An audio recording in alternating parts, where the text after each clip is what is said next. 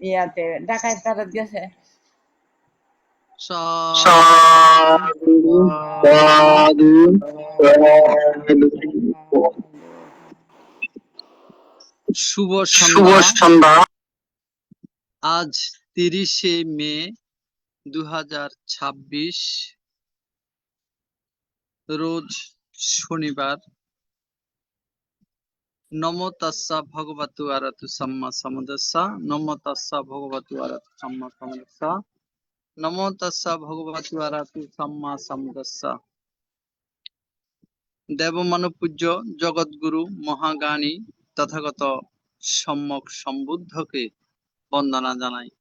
বন্দনা জানাই ITSS পেজের আশীর্বাদক, ভারতের ষষ্ঠ সঙ্গরাজ শ্রদ্ধেয় অবদন্ত দিকপাল মহাথের ওখান থেকে। বন্দনা জানাই ITSS পেজের প্রধান উপদেষ্টা শ্রদ্ধেয় ভদন্ত ইন্দ্রবংশস্থ বীরবান থেকে। বন্দনা জানাই ITSS পেজের সাথে সংযুক্ত সকল পরম পূজনীয় ভিক্ষু সংঘ ও শ্রমণ সংঘদেরকে। আজকে গৃহী সংঘের আলোচনায় সম্মানিত উপাসিকা মৌমিতা বড়ুয়া মৌ আলোচনা করার সম্মতি জ্ঞাপন করেছেন।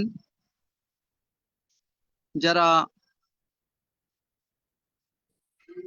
ওনার আলোচনা শোনার জন্য ITSS জুমে উপস্থিত হয়েছেন, আপনাদের সকলের প্রতি রইল শুভেচ্ছা ও অভিনন্দন।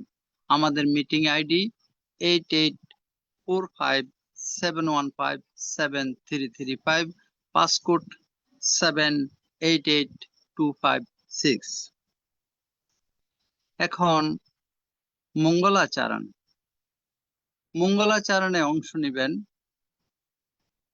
দিল্লি থেকে সম্মানিত উপাসিকা গোপা বড়ুয়া মহাদয়া দিদি। দিদিকে নমস্কার জানাচ্ছি মঙ্গলাচরণে অংশ নেওয়ার জন্য। নমস্কার দাদা, ধন্যবাদ। আমি মঙ্গলাচরণ শুরু করছি। যেহেতু আমি প্রথমে তো আগে করিনি, তো ভুল ত্রুটি হলে মার্জনা করবেন। আমি সর্বপ্রথম বুদ্ধকে বন্দনা জানাই এবং বড় ভান থেকেও বন্দনা জানাচ্ছি। জুমে যত ভিক্ষু সংঘ রয়েছে সবাইকে বন্দনা জানিয়ে সবাইকে বাকি সবাই আমাদের জ্ঞানী জ্ঞান অর্জনে যারা এসেছেন তাদেরকেও অভিনন্দন জানিয়ে আমি মৌরপন্থীটা করছি। পুরেন্ত বোধি সম্বারে নিবত মোরয়োনিয়ং এনো সংবিহিতারখং মহাসত্তং বনে জরাম চিরস্য বয়মন্তাপি নেব সংখিক্ষু গণহিতং ব্রহ্মমন্তন্তি অখ্যাতং পরিতং তং ভনামহে। উদিতো একচক্ষুমা এক রাজা হরিষবর্ণ পঠভিপবাস তং তং নমস্যামি হরিষবর্ণং পঠভিপবাসং তয়োজভূতা বিহরণো দিব্যসং। হে ব্রহ্মা বেদগো সব্বধম্মে তে মে নমো তে চ মং পালয়ন্তু। নমথু বুদ্ধানং নমথু বোধিয়া নমো বিমুক্তানং নমো বিমুক্তিয়া। ইমংস পরিতং কত্বা মোরচরতি এষণাং অপেতয়ং চক্ষুমা এক রাজা হরিষবর্ণ পঠভিপবাস তং তং নমস্যামি হরিষবর্ণ পঠভিপবাসং তয়োজভূতা বিহরে মোরতি।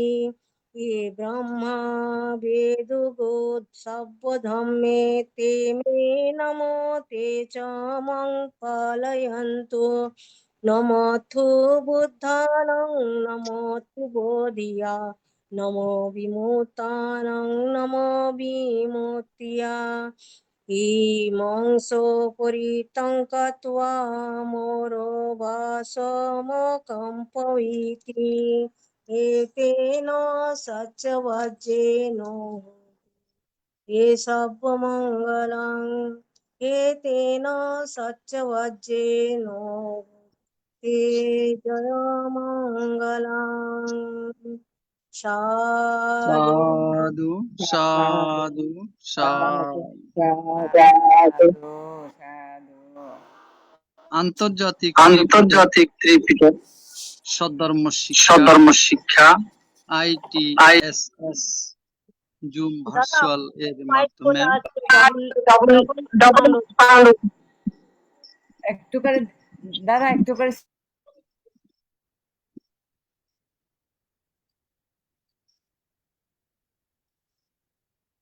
ITSS 10 জুম মিনিট ভার্চুয়াল এর মাধ্যমে এখন এখন গৃহীর আলোচনা গৃহী গৃহী সঙ্গের মধ্যে সদ্ধর্মের পূজারী সম্মানিত উপাসিকা মৌমিতা বড়ুয়া মৌ ধর্ম আলোচনা করার সম্মতি জ্ঞাপন করেছেন। আজকে সম্মানিত আলোচক মহোদয়া আলোচনা করবেন 158তম পর্বে অঙ্গুত্তর নিকায়ে একক নিপাতের দ্বিতীয় প্রমাদাদি বর্গ নিয়ে আলোচনা করবেন। আমি সম্মানিত আলোচক মহোদয়াকে শ্রদ্ধাপূর্বক আহ্বান করছি আজকের আলোচনায় অংশগ্রহণ করার জন্য। নমস্কার।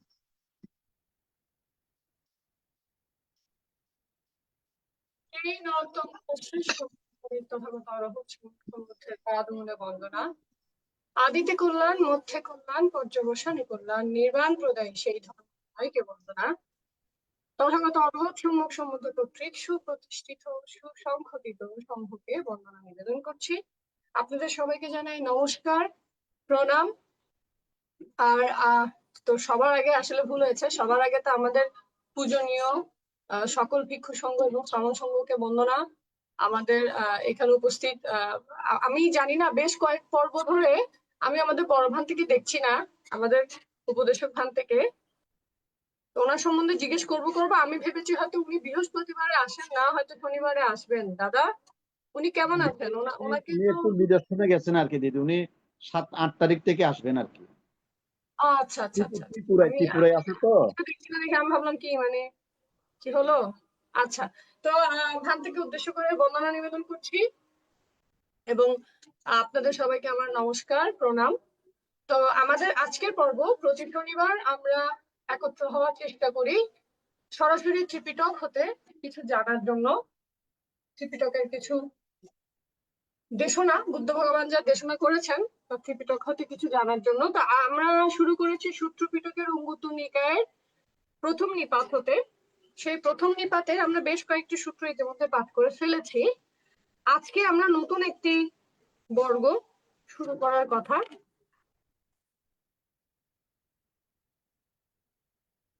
তো আমি বলেছিলাম অধর্ম বর্গ, কিন্তু অধর্ম বর্গ আসলে শেষ হয়ে গেছে গত পর্বেই।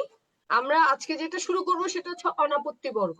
এটা আমার ভুল, আমি পিছনে পড়েছিলাম ভুলে। তো অনাপত্তি বর্গ হতে আজকে শুরু করব মূলত। অধর্ম বর্গ গত পর্বে হয়ে গেছে। আচ্ছা, তো অনাপত্তি বর্গ 12 নং সূত্র, 11টি সূত্র বা 11টি বর্গ সমাপ্ত করেছি। অনাপত্তি বর্গে আছে বুদ্ধ ভগবান বলছেন,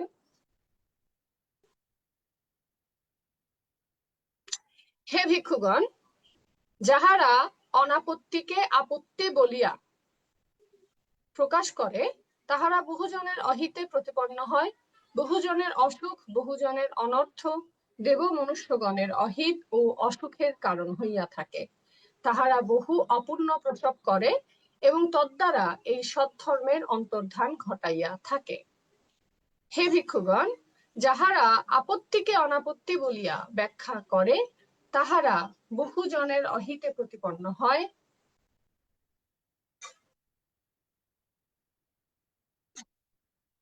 বহুজনের অসুখ, বহুজনের অনর্থ, দেব মনুষ্যগণের অহিত ও অসুখের কারণ হইয়া থাকে, তাহারা বহু অপূর্ণ প্রসব করে এবং তদ্বারা এই সৎধর্মের অন্তর্ধান ঘটাইয়া থাকে। আচ্ছা, এখানে আপত্তি বলতে কি বোঝাচ্ছে? আপত্তি বলতে যে কোনো দোষ, যে কোনো সমস্যা যেটার কারণে আসলে ক্ষতি হতে পারে, হ্যাঁ, সেটাকে আপত্তি বলা হয়। সমস্যা, বাধা, মানে যেটা আসলে আপনাকে করতে বারণ করা হয়েছে। আবার আপনি ওইভাবে যদি চিন্তা করেন, যদি চিন্তা করেন বিনয় পিটক, তাহলে আমাদের ভিক্ষুগণের জন্য আলাদা আলাদা নির্দেশনা আছে যে এই এই সমস্যাগুলো, এই এই কাজগুলো যদি করো তাহলে সেটাকে আপত্তি বলে। এই এই কাজগুলো যদি করো, মানে করা বারণ, করা যাবে না, এগুলো হচ্ছে মানে ছোট দোষ বড় দোষ, এভাবে সহজভাবে নিজের ভাষায় বুঝেন। মানে শুধু যে মানে আমাদের সঙ্গে শাস্তি হিসেবে, শাস্তি বা বিধান জিনিসটা যেভাবে দিয়েছে এক প্যাটার্নে না, অনেক রকম করে। কিছু আছে যে আপনি আর রং কাপড় রাখতে পারবেন না, আপনাকে গৃহী হয়ে যেতে হবে, এরকম কিছু আছে। কিছু দোষ আছে যে যেটার কারণে আপনি কখনো ভ্রান্ত হতে পারবেন না, আপনার 20 বছর হলেও আপনি ভ্রান্ত হতে পারবেন না, এরকম দোষ আছে।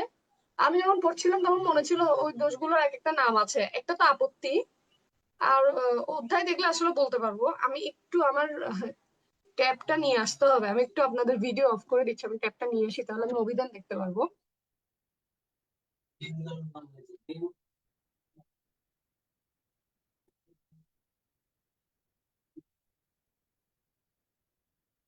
দুঃখিত। হ্যাঁ, তো আমরা যদি বিনয় পিটক দেখি, বিনয় পিটকের সূচিপত্র দেখলে আসলে শাস্তি বা শাস্তি বিধান বা ওভাবে শাস্তি বলতে তো আপনাকে কেউ শারীরিক কষ্ট দিচ্ছে না।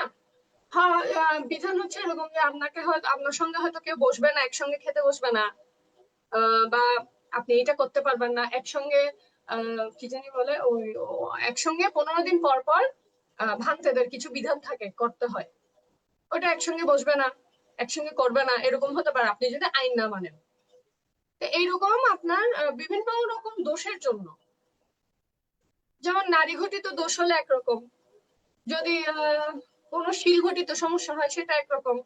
এক একটার জন্য এক একটা আপনার যেটাকে আপনি শাস্তি বলতে পারেন, কিন্তু এটা কোনো শারীরিক বিষয় না, মানে আপনাকে শারীরিক ভাবে কষ্ট দেওয়া হবে না, আপনাকে এটা লজ্জিত করা হবে এক ধরনের, যে আপনাকে দোষ স্বীকার করতে হবে, অন্য একটা সংঘের নিয়ম, এটা মানতে হবে, এভাবে করে করতে হবে আর কি। এভাবে করে যাতে করে আমাদের ভান্তারা সঠিকভাবে নিয়ম পালন করে। বুদ্ধ ভগবান যেটা পালন করেছেন,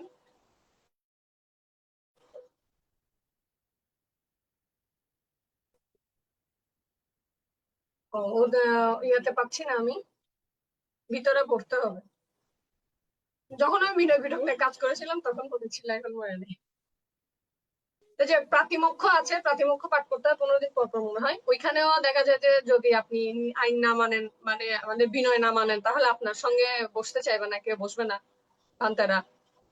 আপনাদের মধ্যেই একটা দেখা যায়, এটা ইন্টারনাল, এটা হচ্ছে আপনার মানসিক ভাবে একটা শাস্তির বিধান আর কি, যে আপনি বুদ্ধ ভগবানের আইন মানছেন না, নিষেধ মানছেন না, সুতরাং আপনাকে এভাবেই আপনার বিবেক দংশন করা হবে যে আপনি তো আসলে কাজটা ঠিক করছেন না। তখন আপনি যাতে আইনটা মানেন, ভগবান যা বারণ করছেন তা যাতে করেন, সেই হিসেবে এটা করা।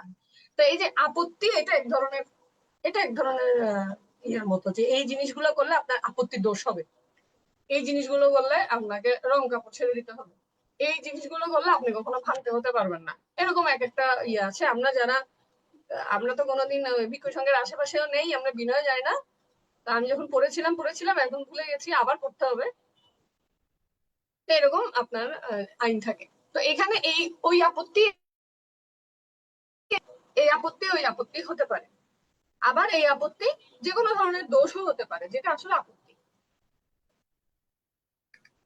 আমি সরাসরি পালি অভিধান দেখে আপত্তি বলতে কি বুঝাচ্ছে। রিপিট হচ্ছে না। রিপিট হচ্ছে না। কারো মাইক্রোফোন মনে হয় অন কারো আছে। মাইক্রোফোন মনে হয় অন আছে। আমাদের স্বপ্না দিদির আমাদের স্বপ্না দিদির মাইকটা মনে হয় দুইটা ব্যবহার করছে, ওটা গ্যাজেট ছিল।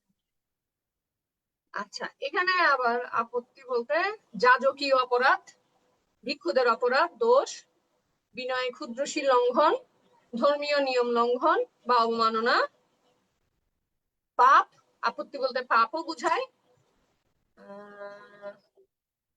এই তো এই কয়েকটা শব্দ ব্যবহার করা হয়।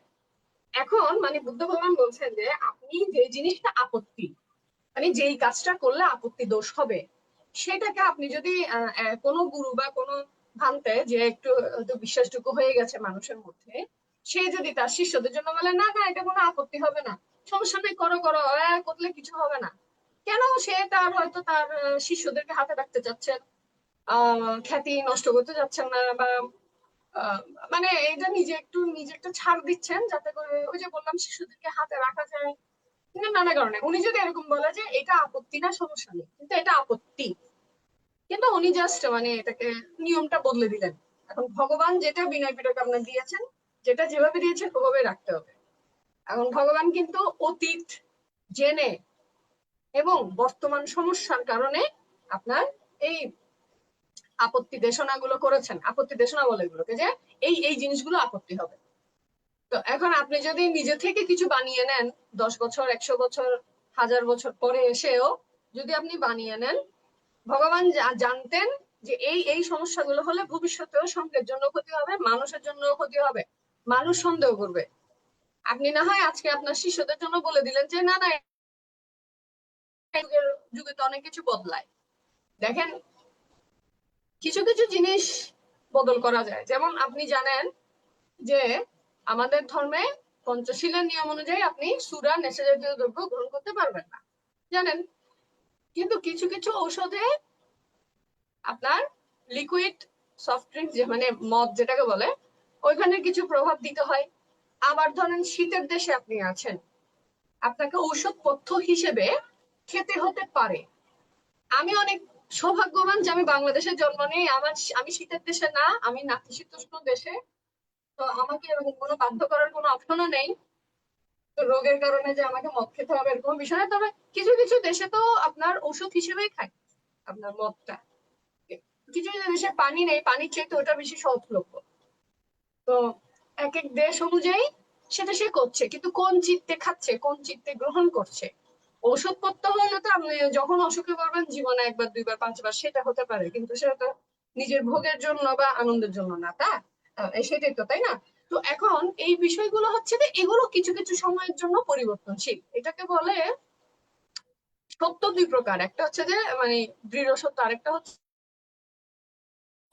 সময়ের ওই স্থান কাল পাত্রভেদে একটু পরিবর্তনযোগ্য। যেটা নিয়ে সম্ভবত আনন্দ ভান থেকেও আপনার মহাসঙ্গীতিতে প্রশ্ন করা হয়েছিল। তো যাই হোক, তো কিন্তু আপনি পরিবর্তনযোগ্য কিছু কিছু বিষয়টা স্থানকাল পাত্র বুঝে আপনাকে করতে হবে, আপনি যদি আদৌ সেই পরিমাণ যথেষ্ট জ্ঞানী হয়ে থাকেন।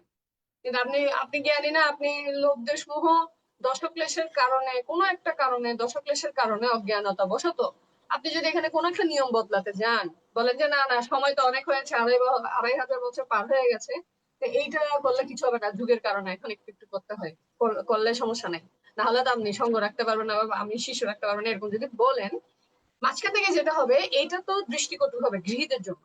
গৃহীরা বলবে যে মা বাচ্চারা এগুলো কি করছে। আপনি যতই ব্যাখ্যা দেন না কেন, আজকে সহ্য করবে, কালকে সহ্য করবে, একদিন 100 দিন, এরপরে কিন্তু গৃহীরা বলবে যে না ওনাকে আমি সোয়াইন দিব না, ওনারা তো নিজেদের মতো করে নিজেদের আইন বানাচ্ছে। এটা তো হতে পারে না, কারণ ভগবানের বিনয়টা এমন ভাবেই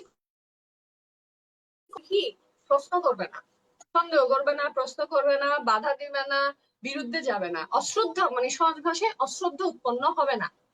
প্রত্যেকটা বিনয় এমন ভাবে করা আছে যাতে কেউ বদনাম করতে না পারে, সংঘের বদনাম করতে না পারে। ভগবান কিন্তু আমাদের মানে সংঘের, ভিক্ষু সংঘের খাওয়া চলা পড়া সবকিছুতে এমন ভাবে বিধান দিয়েছেন, অপ্রয়োজনে না প্রয়োজনে। আপনাকে একটা জিনিস বলি, অনেকে জানে না, আমিও অনেক পরে জেনেছি, রিসেন্টলি বা এক বছর মধ্যে জেনেছি। বিনয় পিটক বা ভগবানের যে বিনয় আছে যেটা উনি নির্দেশনা করেছেন, এটা ধর্ম প্রচারের 25 বছরে এসে, 25 বছর কি 20 বছর পরে এসে করেছেন। অর্থাৎ শুরু থেকে বিধান দেননি। মানে বুদ্ধ ভগবান যখন বুদ্ধত্ব লাভ করেছেন, ধর্ম প্রচার করেছেন 45 বছর, ঠিক আছে। প্রথম 25 বছর কোনো বিনয় ছিলই না। বিনয় নির্দেশ করতে হয়নি, বিনয় ছিল না মানে কি, বিনয় পালন করেছে নিজেরা নিজেরা, কিন্তু সেটাকে আলাদা করে ভগবানের থেকে বলতে হয়নি এটা করবে এটা করবে না, এটা করো এটা করো না, মানে এটা করতে পারবে না, এটা করলে এটা হবে। বিনয় বিনয় পিটক তো সরাসরি এরকম যে এটা করা উচিত না, ভিক্ষু এটা করতে পারবে না, ভিক্ষু হলে একজন প্রবজ্জিত এটা করতে পারবে না। এখানেও ভগবান এরকম বলেনি যে করো না, বলেছে যে একজন প্রবজ্জিত, সে যদি আদৌ প্রবজ্জিত হয়, শ্রদ্ধা সম্পন্ন হয়, সে এটা করতে পারবে না। এই যে এই জিনিসটা দিয়েছে 25 বছর পরে। প্রথম 25 বছর কি হয়েছিল? প্রথম 25 বছর প্রয়োজন হয়নি, কারণ বেশিরভাগই ছিল অরহৎ ভান্তে, বেশিরভাগই। মানে দূষিত ভান্তে প্রবেশ করেছে কম তখন। মানে নর্মাল গৃহী প্রবেশ, অবশ্যই এই ভিক্ষু ছিল বেশি। এই ভিক্ষু ছাড়াও যারা হয়েছে, যারা হয়তো 1 সপ্তাহ পরে, 1 মাস পরে, 10-15 দিন পরে অরহৎ হয়ে গেছে, মার্গলাভী হয়ে গেছেন, ওরা তো এমনি মানে সুশিক্ষিত, ওনাদেরকে আলাদা করে বিধান দিতে হয় না যে এটা করতে পারবে এটা করতে পারবে না। জবে থেকে আপনার 25 বছর পরে আপনার হচ্ছে দূষিত হওয়া শুরু হলো, মানে হচ্ছে অনেক ধরনের মানুষ ঢোকা শুরু করলো, অনেক চোর ছাচ্চসরা রাজার শাস্তি থেকে বাঁচার জন্য ভান্তে হয়ে যেত। কারণ ওই সময় যেই রাজা ভগবানকে মানতেন, ভগবানের শিষ্য ছিলেন, গৃহী শিষ্য, সেই রাজা ঘোষণা করতেন যে ভিক্ষুর কোনো পাপ নাই, ভিক্ষু যাই করে, একজনকে আরো যদি রং কাপড় থাকে, সে যদি সে যতই মহা অপরাধী হোক না কেন, ভিক্ষুকে কেউ জেলে নিবে না, ভিক্ষুকে কেউ শাস্তি দিবে না, ভান থেকে কেউ শাস্তি দিবে না। এই জন্য চোর ডাকাতরা ধরা পড়ার ভয়ে অন্যায় করে, যখন মনে করেন আপনার চেহারা ফাঁস হয়ে গেছে, ধরা গিয়ে গেছে, সুন্দর করে গিয়ে কোনো একটা বিহারে ভাঙতে হয়ে যেত, শ্রমণ হয়ে যেত। তো পরে এই জন্য কিন্তু আমাদের ভিক্ষু বিনয়ের মধ্যে এরকম নিয়ম করেছে যে কোন রাজার, আচ্ছা ওইটা তো ওইরকম, রাজার চাকর বা রাজার কর্মচারী রাজার অনুমতি ছাড়া হইতে পারবে না, সেটা আলাদা। এখন চোর ডাকাত কেউ আগে থেকে তো বলতে পারে না, ভাঙতেরা কেউ আর যদি আসে বলে যে আমি ভাঙতে হবো, সুন্দর করে করে দিতে হয়।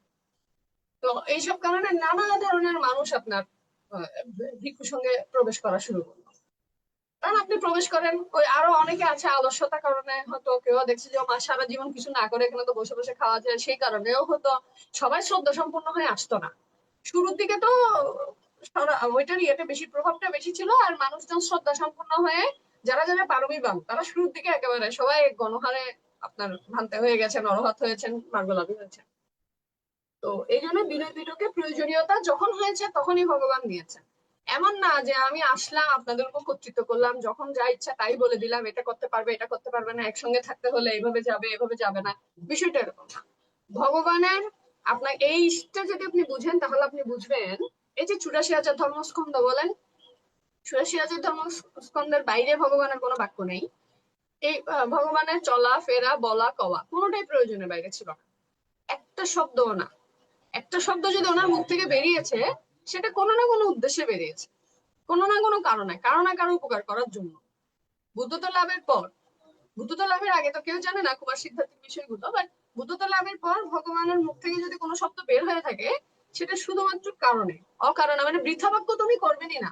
কারণ আপনার শীল তো, এটা তো শীল যে উনি কোনো বৃথা বাক্য করবেন না, মিথ্যা বৃথা কটুভেদ এ বাক্য তো উনি করবেনই না। সেই ক্ষেত্রে আপনি 84,000 ধর্মস্কন্ধের কোনো কিছু অপ্রয়োজনীয় না। হ্যাঁ, এবং সেটা যখন যে সময় যেই ভান্তে যে সমস্যা করেছে, পরবারে দেখা গেল অমুক অমুক জায়গায় অনেক দূরে, তারা হয়তো কখনো বুদ্ধ ভগবানকে দেখেনি নাই। যারা যারা বিনয়ে যে দোষগুলো আছে, যে যে কারণে দোষগুলো আছে, প্রত্যেকটা ঘটনা ঘটেছে বলেই ভগবান এটা বিধান দিয়েছেন। তো শিষ্যরা, অনেক শিষ্য আছে যারা অনেক দূরে দূরে দূরে বুদ্ধের শিষ্যের শিষ্যের শিষ্য হয়েছে। মানে আনন্দ ভান্তে কাউকে দীক্ষা দিয়েছেন, তার শিষ্য হয়েছে আরেকজন, মানে বিষয়টা তো এরকম ছড়িয়ে যাওয়া। যেমন বুদ্ধ ভগবানের 80 মহাশ্রাবক, মহাশ্রাবকের প্রত্যেকের আবার 500 500 1000 করে শিষ্য ছিল, সবার ছিল। আনন্দবান্ধের 500 জন শিষ্য ছিল। সারিপুত্র বান্ধে যখন বুদ্ধ ভগবান থেকে বিদায় নিয়ে ওনার মায়ের ওখানে, মানে ওনার মায়ের ওখানে পৈতৃক ভিটাতে যাচ্ছিলেন, তখন ওনার সঙ্গে 500 ভিক্ষু গিয়েছিলেন, 500 ভিক্ষু গিয়েছিলেন। এগুলো ওনার শিষ্য, এবং প্রত্যেকেই তাদের গুরুর মতোই আচরণ করতো। যেমন সারিপুত্র ভ্রান্তের শিষ্যরা প্রজ্ঞা প্রজ্ঞা নিয়ে কাজ করতো, মানে প্রজ্ঞাবান, তারা তারা আবার প্রজ্ঞাবান, তাদের প্যাটার্নটা এরকম ছিল। আবার তারা জন্ম জন্মান্তর একসঙ্গে কোনো না কোনো জন্মে তারা একসঙ্গে পুণ্যকর্ম করেছে। সারিপুত্র ভ্রান্তে ওনার শিষ্য, ওনারা এমনও তো আছে যে এক জন্মে ওনারা ইয়ে হয়েছিল, যে কি বলে বাদুর বাদুর হয়েছিল, বাদুর হয়ে দুইজন ভ্রান্তের অভিধর্ম পাঠ শুনছিলেন, এরকমই তো, এরকমই মনে হয়। এই সারিপুত্র ভ্রান্তা না আনন্দ ভ্রান্তা, আমার সব ভুলে যাই আমি।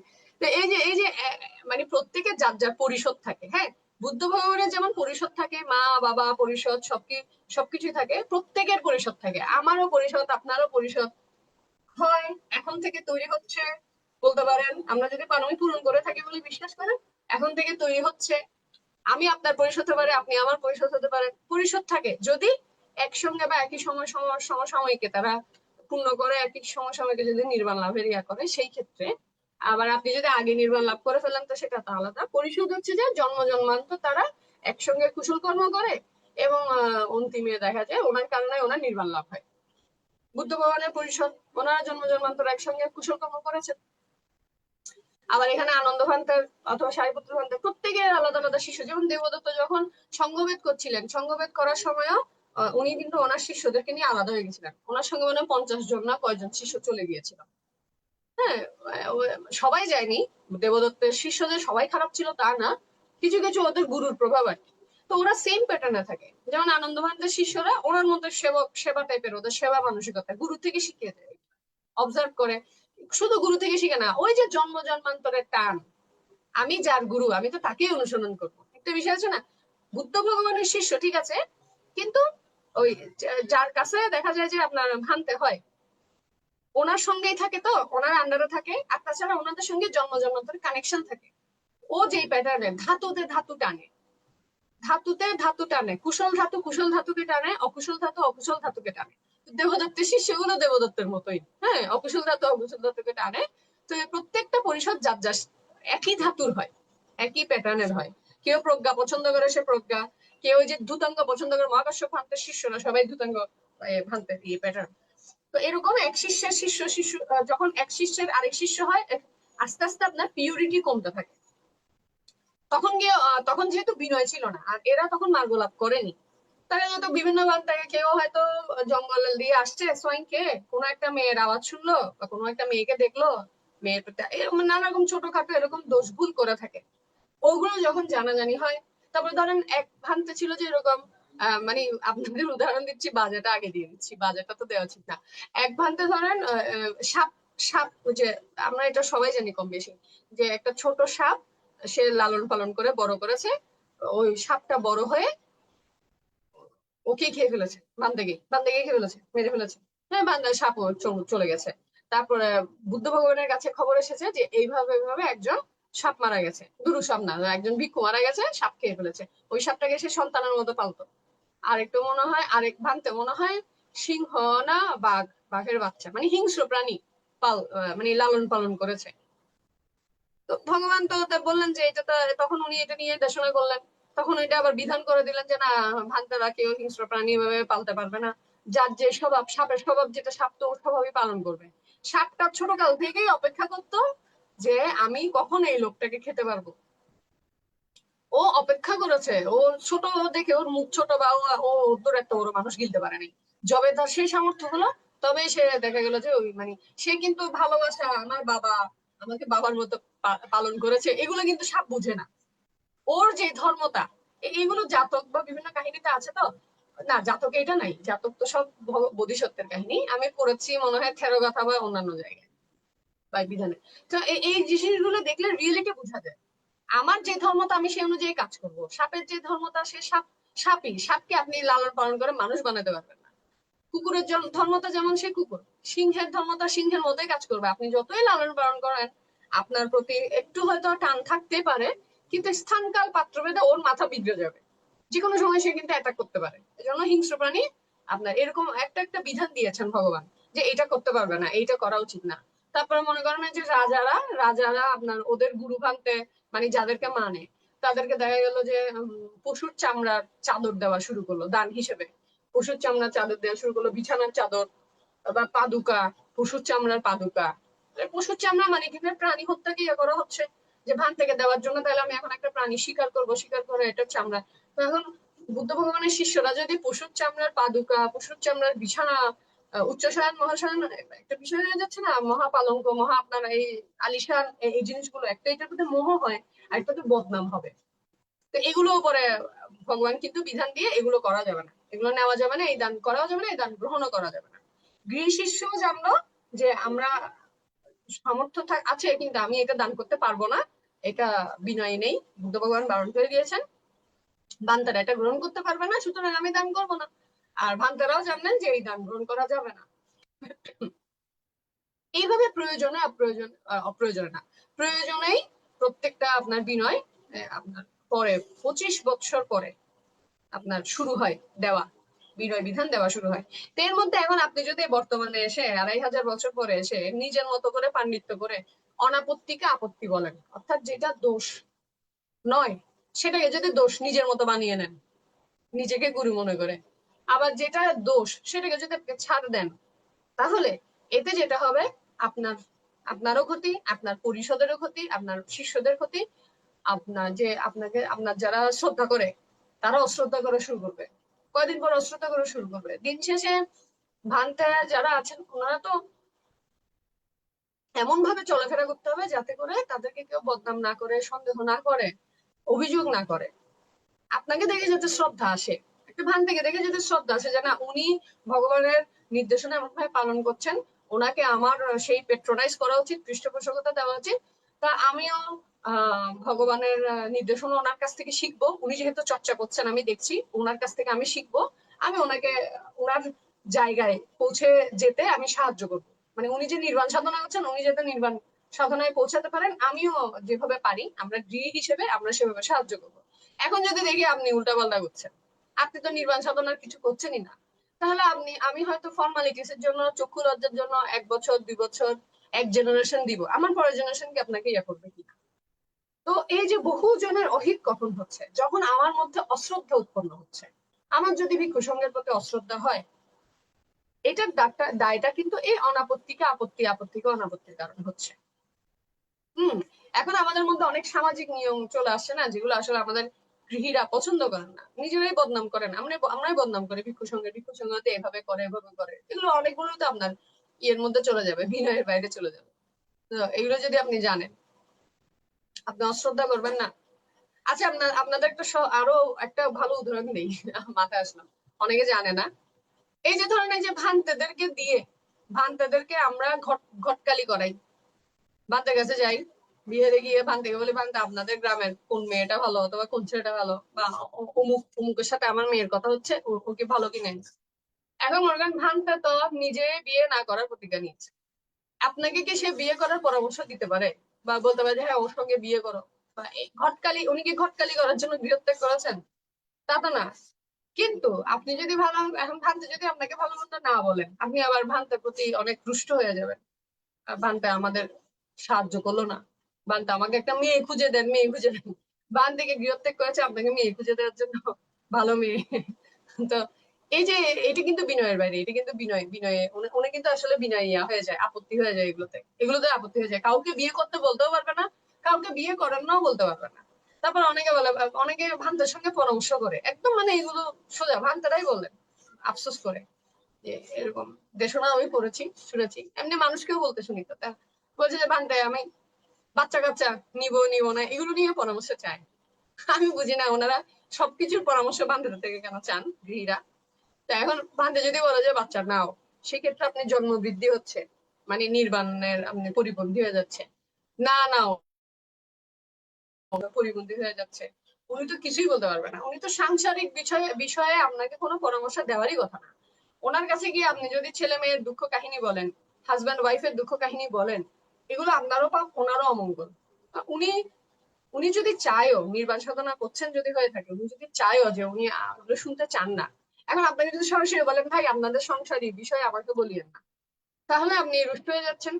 আবার যদি আপনাদের সংসারী বিষয় শুনে ওনার কি খারাপ লাগবে না, মানে এটা হয়ে গেছে এরকম নিরামিষি ভুজির কাছে আপনি পাশে গিয়ে মাংস খাচ্ছেন আর বলছেন যে বানতে আপনি মাংস খাবেন, বিষয়টা এরকম হয়ে গেছে। মানে আপনি আমিষ, আপনি মাংস খান, যে খায় না তার পাশে বসে খাচ্ছেন এবং তাকে গুতাচ্ছেন। উনি গৃহত্যাগ করেছেন, আপনার সংসারের বোঝা ওনাকে দেওয়ার কি আছে? হ্যাঁ, আমার সংসারের বোঝা, আমার ছেলে মেয়ে, আমার সন্তানাদি, আমার ছেলেকে বিয়ে করাবো, আমার মেয়েকে বিয়ে করাবো, আমরা বিয়ে করেছি, আমাদের বাচ্চা কাচ্চা হবে, বা এই জিনিসগুলো নিয়ে একজন গৃহত্যাগের সঙ্গে ডিসকাস করা মানে কি? তাকেও সংসারে টেনে আনা এক ধরনের। এখন আপনি নিজে চিন্তা করেন, একজন গৃহত্যাগী, সে সংসারে প্রবেশ করলো না, আরেকজনের সুখী পরিবার দেখে তার কি খারাপ লাগে না? সে তো মার গোলাপি এখনো হয়নি, তার কি খারাপ লাগবে না? তার কি আকৃষ্ট হবে না? তার কি মন চাইবে না? আর তাছাড়া এটা তো অযথা, পুরোটাই বৃথা বাক্য। তার জন্য এটা পুরোটাই বৃথা বাক্য। উনি গৃহত্যাগ করেছেন, উনি ওনার কাজ করবেন, এবং ওনার আরেকটা কাজ হচ্ছে আমাকে জ্ঞান দান করা নির্বাণের জন্য, আমাকে সংসারের জন্য জ্ঞান দান করা না। আর উনি কিভাবে পরামর্শ দিতে পারেন? উনি নিজে তো সংসার করেন। মানে উনি একটা মেয়ে ভালো কিনা খারাপ এটা সামাজিক ভাবে ওনার কাছে খবর চলে যায়, ঠিক আছে, কিন্তু ওই মেয়ের খবর উনি বা কিভাবে জান, বা অ্যাকুরেটলি কিভাবে বলবেন? শুধুমাত্র এটা বলতে পারে যে হ্যাঁ আমার ধার্মিক, এতটুকুই তো জানবে যে বিহারে আসে 2 বেলা বন্দনা করে, বা পৃথিবীতে কত মানুষ আছে 2 বেলা বন্দনা করে, কিন্তু সেটা বলে কি সে খুব ভালো? কারো মন সে কিভাবে বুঝবে? উনি তো গৃহত্যাগ করেছেন, উনি তো ওনার গণ্ডিটাই তো বিহারের মধ্যে। তো ওনাকে এগুলো জিজ্ঞেস করা যেমন বৃথা, আবার সেটা আমাদের পাপেরও কারণ হয়। তার চিত্ত যদি স্খলিত হয় পাপের কারণ হবে। তো এই যে এই বিষয়গুলো, এগুলো কিন্তু বিনয়ের বাইরে, এগুলো কিন্তু আপত্তি। এখন যদি ভাবতাম আপনাদেরকে এগুলো বলতে যাই, আমরা গৃহীরা হচ্ছে রুষ্ট হব যে বান্ধবের সঙ্গে সুখ দুঃখের কথাও শেয়ার করতে পারি না, ভান্তে আছে কি জন্য? মানে ভান্তে হয়ে গেছে আমাদের মানসিক সাপোর্ট দেওয়ার একটা জায়গা। বিহারে যাব, বান থেকে সবকিছু আবার সুখ দুঃখ বলতে পারবো, যেগুলো অন্য কাউকে বলতে পারি না, সাধারণ মানুষকে বলতে পারি না, সে আমাকে লজ্জা দিবে, সে আমাকে খেপাবে, বা সমাজে বদনাম হয়ে যাবে, সেই সব সিক্রেট ভান্তেদেরকে বলবো, আমার মানসিক শান্তি হবে। কিন্তু বিষয়টা হচ্ছে যে উনি আপনার কথা শোনার জন্য, আপনার ফ্রেন্ড হওয়ার জন্য উনি গৃহত্যাগ করেন নাই, উনি আপনাকে নির্বাণের গাইডলাইন দেওয়ার জন্য গৃহত্যাগ করেছেন। ওনার কাজ ওইটা, উনি সেটা করেন বা না করেন সেটা ওনার উপরে, কিন্তু ওনাকে আমি আরেকটা কাজ দিয়ে দিতে পারি না। তো সেই জায়গা থেকে উনি যদি এখন আবার বলে যে আপনাকে বিনয় শিখাতে চাই, বিনয় বলতে এটা তো বিনয় নেই। তবে অনেক কিছু তো আছে যে 20টা না 22টা কাজ আছে যে ভান্তে করতে পারে না, ভান্তে কোনো গৃহীকে ফুল দিতে পারে না, বাঁশ দিতে পারে না, ইট দিতে পারে না, বিহারের কোনো জিনিস দিতে পারে না, দানীয় সামগ্রী দিতে পারে না, এরকম আরো অনেক কিছু আছে। তো এটা এরকম সেরকম না, আমরা বিহারে গেলে ভান্তে আমাদেরকে চা দিতে বলারও কথা না। তো দানীয় বস্তুর যে বিস্কিট পায় বা এগুলো আমাদেরকে খেতে দিতে পারার কথা না, খেতে দেওয়ার কথা না তো। কিন্তু বিহারে গেলে এখন আপনাকে যদি একটু চা না দেয়, বান্ধে, যদি না দেয় আবার চেয়েও নেয়। অনেক আমার চোখের সামনে, আমি তো একটু বিহারে ধর্মীয় অনুষ্ঠানগুলোর সময় একটু ইয়া টিয়া করি থাকি, শুরুতে শেষে চায়ের কি বলে রান্নাঘরে, বানতে একটু চা খায় না, একটু চা খেতে হলে ভালো, একটু চেয়ে দিবে। এখন চায়ের সঙ্গে তো বিস্কুটও লাগে। এখন আপনি হাতে করে বিস্কুট যদি দানীয় সামগ্রী হিসেবে নিয়েও যান, সেটা আপনি দান করার জন্য নিয়েছেন। অবশ্যই বিহারে বসে চা খাওয়ার জন্য দুধ, চিনি, চা পাতা আর বিস্কিট সঙ্গে করে নিয়ে যান। তা আপনার যদি এত বিহারে বসে চা খেতে মন চায়, আপনি বাসার থেকে ফ্লাক্সে করে চা বানিয়ে নিয়ে, ব্যাগে করে বিস্কিট করে নিয়ে, মানে 1 ঘন্টা 2 ঘন্টা 5 ঘন্টা যদি আপনি সহ্য করতে না পারেন চা না খাওয়া, তাহলে আপনি ওইটাই করবেন, বাসা থেকে সব বানিয়ে নিয়ে যাবেন। বিহার থেকে তো আপনার ওই দানীয় সামগ্রী মানুষ যে দান করেছে সব দানের টাকা, মানে দানের টাকায় ক্রয় করা, দুধ, চিনি, চা পাতা, গ্যাস, পানি, বিহার পুরোটাই। একে তো মানে লজ্জা করা উচিত, বিহারে বসে কেন আপনার খেতে হচ্ছে। ভান তারা এমনিতে মানে আপনার কি বলে, ওনারা 12টা পরে খেতে পারবেন না, ওনাদের সামনে আপনি খাচ্ছেন, এটা এক জিনিস। বুদ্ধের সামনে খাচ্ছেন, লজ্জা থাকা উচিত। আমি তো বুদ্ধের সামনে বিহারে কেন খাবো? আমি কি 5 ঘন্টা না খেয়ে থাকতে পারি না? মানে চা খাওয়ার এত টক। তারপরে আবার আবার কিছু কিছু জায়গা আছে যে ভান্তেদের একটু ফর্মালিটি করা লাগে। তার মানে ওই যে মানে ইয়ারা যায়, নেতাকে তারা যায়, ভান্তে নিজেই দেখা যাচ্ছে আপনাকে চা খাওয়াচ্ছে, আপনি যদি নাও চান খাচ্ছে। কেন? এই ট্রেডিশনটা আমরা বানিয়েছি। আমরা যদি এখন সোসাইটি মানে গৃহী যদি এমন ট্রেডিশন বানাতাম যে না আমরা বিহারে গিয়ে খাবো না, কেউ খাবে না, তাহলে বিহারে গিয়ে নেতা কাতা হোক আর বড় বিখ্যাত মানুষ হোক, কেউ গিয়ে কিন্তু বিহারে খেত না, তার কাছে এটা লজ্জা লাগতো। এখন খায় বলেই ভান থেকে সেটা অফার করতে হয়। কিন্তু বিনয় অনুযায়ী কি ভান্তে আদৌ দানকৃত বিস্কুট আমাকে দিতে পারে? প্রশ্ন আছে। দানকৃত দুধ, চিনি, চা পাতা থেকে কি আমাকে দিতে পারে? কোন দাতা বা কোন গৃহী কি বিহারে শুধুমাত্র আপ্যায়নের জন্য দুধ, চিনি, চা পাতা কিনে দিয়ে আসে? সঙ্গকে দান দেয়, সঙ্গ দানের জিনিস এগুলো সব, কোন সব সঙ্গ দানের জিনিসপত্র, দুধ, চিনি, চা পাতা, বিস্কিট যেগুলো পায়, তো দান করে বুদ্ধের জন্য, ভিক্ষুর জন্য। এখন ভান্তে খাওয়াতে হচ্ছে কারণ আমরা খেতে অভ্যস্ত, আমরা খাদক বলেই ভান্তে খাওয়াতে হয়। অনেকে চেয়ে খায়, আবার চেয়ে না খেলেও ভান্তে থেকে ফরমালিটি অনুযায়ী দিতে হয় বলতে সম্পর্ক ভালো রাখার জন্য, কারণ আমরা খাচ্ছি।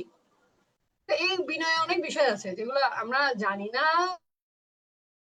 এখন যুক্তের সময়টা এমন হয়ে গেছে, এখন যদি ভাবতে দেশের মধ্যে এগুলো বলে যে আপনারা কিন্তু বিহারে এসে চা খেতে পারবেন না, এটা কিন্তু বিনয় পাই, তখন বলবো যে ভান্তে কিপটামি করছে। ভান্তে এত এত দান পায়, ওই দান থেকে আমাদেরকে খাওয়ালে কি হবে? আপনারা যারা শুনছেন হয়তো বিশ্বাস নাও করতে পারেন যে এরকমও বলে, কিন্তু এটা সম্ভব, এরকম বলে, একদম এরকম বলে। আমাদের গৃহীরা অনেক রকম কথা বলতে পারে এবং মুখের উপরেই বলতে পারে, বান্দা আপনি এত দান পাচ্ছেন, এগুলো তো আপনি খেয়েও শেষ করতে পারবেন না, আমাদেরকে একটু খাওয়ালে কি হয়, এরকমও বলে। খুবই নির্লজ্জতা, কিন্তু বলে। এই জন্যই ভান্তের দেশনার মধ্যে এগুলো বলতে পারে না। এইসব সামাজিক অনেক রকম সমস্যা আছে, উনি কিন্তু ওপেনলি বলতে পারে না যে এটা বিনয়, এটা বিনয় না, এটা কিন্তু বিনয় নাই। আমি কিন্তু আপনাকে বিনয়ের বাইরে কিছু বলতে পারবো না। আপনারা কিন্তু আপনাদের পার্সোনাল সমস্যা নিয়ে আমার কাছে আসবেন না, আমি কিন্তু আপনাকে এটা বারণ করতে পারবো না। এই জায়গায় এসে কিন্তু উনি কষ্ট পাচ্ছেন, বা ওনার ওনার দ্বারা পাপ হচ্ছে আমাদের কারণে। সেই ক্ষেত্রে হচ্ছে আমাদের শিক্ষিত হওয়াটা খুব জরুরি। বিনয়ে শিক্ষিত হওয়া জরুরি। আমাদের জানা দরকার ভান্তেরা আসলে কোনটা করতে পারবে, কোনটা করতে পারবে না। শুধুমাত্র বাহির থেকে আমরা যদি ভান্তাদেরকে এখন জাজ করা শুরু করি, ভান্তের চলাফেরা ভালো না, ভান্তে তো শুধু এটা করে ওইটা করে না, ভান্তের অনেক রকম সমস্যা আমরা দেখতে পারি, দেখি, বদনাম করছি আমরা। কিন্তু আসলে বিনয় জানলে পুরোটা জানা দরকার। এবং আমারও গৃহী বিনয় আছে, ভান্তে যাতে বিনয় পালন করতে পারে সেজন্য আমাদের উপযুক্ত পরিবেশ সৃষ্টি করে দেওয়া দরকার। শুধুমাত্র ওনাকে এক পক্ষ বললাম যে আপনি বিনয় পালন, এরকম বললে হবে না তো। আমাকে সে যাতে বিনয় পালন করে, সে যাতে লজ্জা পায়, তার যাতে বিবেক তৈরি হয়, তার মধ্যে যাতে সচেতনতা তৈরি হয়, আমাকে এরকম একটা পরিবেশ দিয়ে দিতে হবে গৃহীদেরকে। শুধু আমি একতরফা ওনাকে আঙ্গুল তুললে হবে না, আমার সাইড, আমার দিক থেকে আমি কি করছি। এই জন্য পড়াশোনা করা উচিত। বিনয় বিরক পড়লে অনেক, অজ্ঞানী মানুষ পড়লে আবার অনেক রকম বদনাম করবে বান্তেদের। জ্ঞানী হয়ে পড়া উচিত, জ্ঞানী হয়ে বিনয় পিটক করা উচিত, অজ্ঞানী হয়ে পড়া উচিত না। বিনয় পিটক আগে পড়া উচিত না, সূত্র পিটকে আগে পড়া উচিত। বিনয় পিটক পড়বে যে জ্ঞানী মানুষটি পড়বে, তাহলে সে নিরপেক্ষ ভাবে ভিক্ষু সঙ্গকে সেই সম্মান শ্রদ্ধাও করতে পারবে, সঠিক পরিবেশে তৈরি করে দিতে পারবে। কারণ ভয় আছে বিনয় পিটক করে আবার আপনি উল্টাপাল্টা অনেক কিছু ভিক্ষু সঙ্গকে জাজ করা শুরু করবেন। কিন্তু আগে আপনার সেই জ্ঞানটা থাকতে হবে, সেই প্রজ্ঞা, সেই মূর্তিটা থাকতে হবে বান্ধাদের প্রতি, তাহলে আপনি সঠিক আসলে বিচার করতে পারবেন। তো যাই হোক, আমরা বলছিলাম যে ভগবান এটাই বলছেন এই জন্যই যে আপত্তিকে যদি অনাপত্তি বলে এবং অনাপত্তিকে যদি আপত্তি বলে, তাহলে এভাবে আসলে বহু জনের অসুখ হয়, বহু জনের ক্ষতির কারণ হয়। এখন দেব অনুসন্ধানের সব ধরনের যদি ক্ষতি হয়, তাহলে দেবতাদেরও ক্ষতি না? আস্তে আস্তে যদি অবনতি হতে থাকে, দেবতাদেরও ক্ষতি। দেবতারাও আস্তে আস্তে কি করবে, আস্তে আস্তে যদি মানুষ ধর্ম পালন না করে, তাহলে দেবতারা ভালো মানুষ, কুশল মানুষ, পারমিমান মানুষের উপকার করবে বা পুণ্য কর্ম করবে কোত্থেকে? যেমন আজকে সকালেও আমরা আলোচনা করছিলাম যে জোরে জোরে বর্ণনা করা কেন জরুরি। আমার ভাই একটু একটু অলস টাইপের, সে মনে মনে বা আস্তে আস্তে বলে, জোরে জোরে বন্দনা করে না। তো বড় হয়ে গেছে, কাউকে তো জোর করা যায় না। আমরা বোঝাচ্ছিলাম যে আসলে জোরে জোরে বললে, আমার নিজের মাথা থেকে বলছিলাম আর কি, যে জোরে জোরে বললে আশেপাশে যে দেবতারা আছে ওই দেবতারাও শুনে, তোমার বন্দনা শুনবে। আবার মা আছে, মা রান্না করছে, মা রান্নাঘর থেকে শুনে শুনে শুনে গুনগুন করে। আমি বন্দনা করি, যে কোনো কেউ বন্দনা করলে, অন্য কেউ বন্দনা করলে, আরেকজন যে কাজ করছে, আমি অন্য কাজ করছি, আমরা কিন্তু বন্দনাটা শুনে আমাদের মনটাও ওইদিকে ধাবিত হয়, শ্রদ্ধা নিতে হয়। তাহলে তুমি বন্দনা করতে বসলা, ওইদিকে মাও বললো, মারও পূর্ণ হইলো। মা হয়তো বসে বন্দনা করছে না, মা রান্না করছে, ওখানে গুনগুন করছে। আবার চিন্তা করে দেখো আশেপাশে যদি দেবতা থাকে, দেবতারাও তাহলে শুনলো।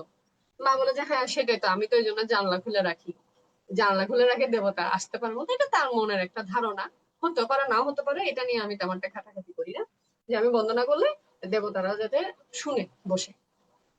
হ্যাঁ, জোরে বন্দনা করেন, স্পষ্ট ভাবে বুঝতে পারে মতো। এখন যদি আপনি বন্দনা করে বন্ধ করে দেন, তাহলে দেবতা শুনবে কোত্থেকে? তাহলে দেবতার পুণ্যকর্ম শোনা, কুশল কর্ম করার খাতগুলো বন্ধ হয়ে যায়। অনেকভাবে চিন্তা করা যায় বিষয়গুলো। তো এখন টপিকটা ছিল এরকম, অনাপত্তি বললেন মূলত বিনয়কে যদি আপনি পরিবর্তন করে দেন, মানে যেটা দোষ সেটাকে যদি আপনি দোষ না বলেন, এবং যেটা দোষ নয় সেটাকে যদি দোষ বলেন, তাহলে কি আপনি বিনয় পরিবর্তন করে দিলেন না, নিয়ম কানুন রীতিনীতি পরিবর্তন করে দিলেন না? যদি আপনি এখন বলেন পঞ্চশীল কি বলে, সত্য কথা বলবো, এখন যদি আপনি বলেন যে না মিথ্যা কথা বললেই পূর্ণ, মানে উল্টাটা বলে দেন, তাহলে তো আমাদের সবার ক্ষতি। সবাই বলে যে হ্যাঁ মিথ্যা কথা বললে তো ভালো, বলেন যে না সত্য কথা বললে পাপ, তাহলে সবাই সত্য কথা বলা বন্ধ করে দিবে। এরকমই তো হয় নিয়ম মানে জিনিসগুলো বদলে দিলে। তো খুব মূল ভিত্তি যেগুলো এগুলো বদলানো উচিত না, বদলানো যায় না।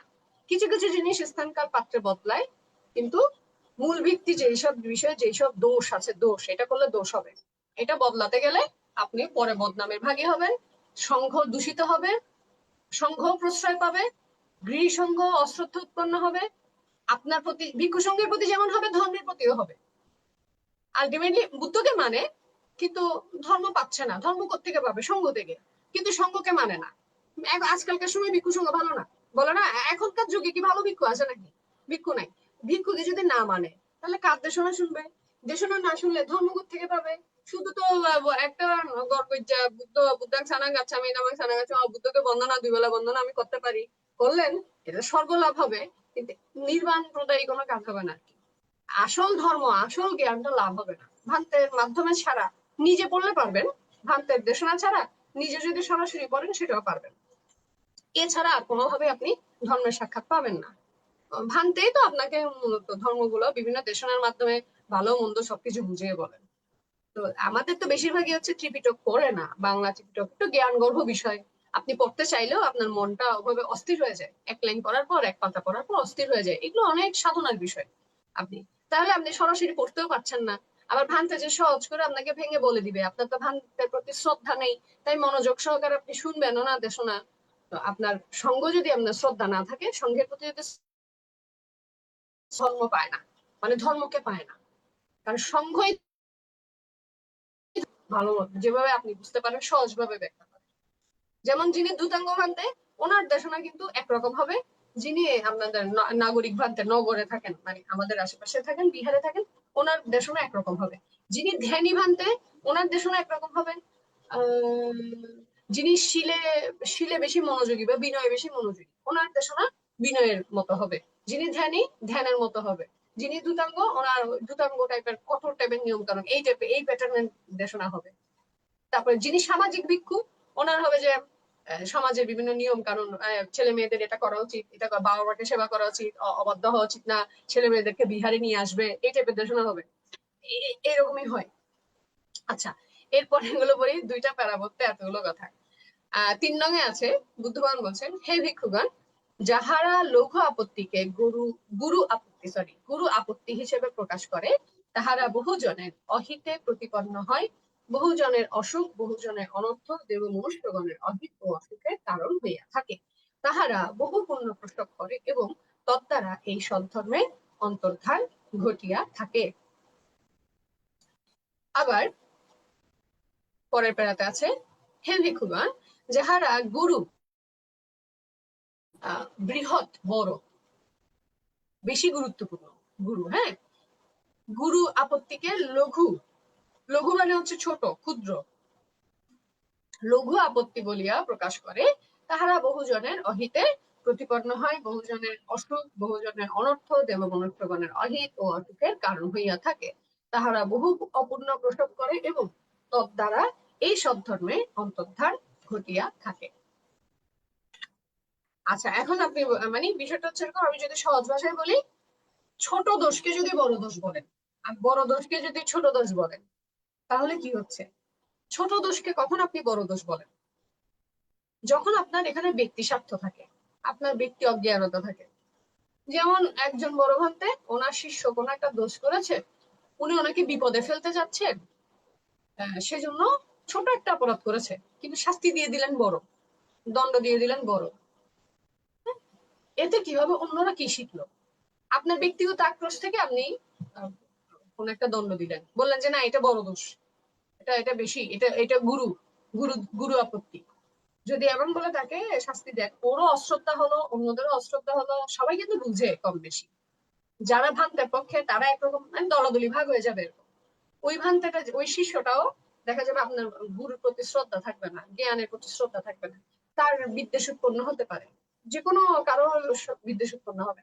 ওই শিষ্যেরও কিছু ভক্ত অনুসারী থাকতে পারে, গৃহী শিষ্য থাকতে পারে, গৃহীরা থাকে তো, অনুসারী থাকে তো, তাদেরও অশ্রদ্ধা উৎপন্ন হবে। অনেকভাবে অশ্রদ্ধা উৎপন্ন হয়। অশ্রদ্ধা মানেই কিন্তু খারাপ। আপনার যদি এই জন্মে সংঘের প্রতি, ধর্মের প্রতি, বুদ্ধ ভগবানের প্রতি, ওটা সবার পরে বললাম কারণ ওইটা একটু দেরিতে হয়, সংঘের প্রতি আগে হয়, ধর্মের প্রতি হয় অজ্ঞানতার কারণে, যে এই জিনিসটা আমি উত্তর দিতে পারছি না, আমি উত্তর পাচ্ছি না, সুতরাং এটার মধ্যে বিচিকিৎসা যেটাকে বলে। তো বুদ্ধের প্রতি হয় না কারণ বুদ্ধ ভগবান এত বেশি মহৎ মহাকারণিক যে ওনাকে সন্দেহ করার মতো পারমি বা পাপ, মানে এত পাপী খুব কমই আছে। মানে এত পাপী যে ভগবানকে সন্দেহ করবে খুব কমই আছে, খুব কমই আছে।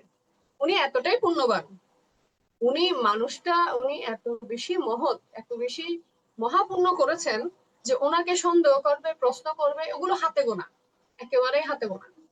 তো ওই জন্য বললাম যে সন্দেহ ভগবানের প্রতি পরে আসে, সবার পরে। কিন্তু সন্দেহ খুব সহজে ভিক্ষু সঙ্গের প্রতি হতে পারে, ধর্মের প্রতি হতে পারে। তো এইসব কারণে হয়। কেউ যদি ছোট দোষকে বড় দোষ, বড় দোষকে ছোট দোষ বলে, গুরুকে লঘু, লঘুকে গুরু বলে, তাহলে সেক্ষেত্রেও দেখা যাবে আপনার প্রতি, সঙ্গের প্রতি, ধর্মের প্রতি আপনার অশ্রদ্ধা তৈরি হবে। এখান থেকে আপনার বহু জনের অসুখ, মানে মানে সুখ নয়, অসুখ মানে অসুস্থতা না, অসুখ মানে হচ্ছে যে দুঃখ, দুঃখ মানে হচ্ছে অসুখ। হ্যাঁ, অসুখ, অনর্থ, মানে ক্ষতির কারণ, সহজভাবে যদি বলেন ক্ষতির কারণ হবে।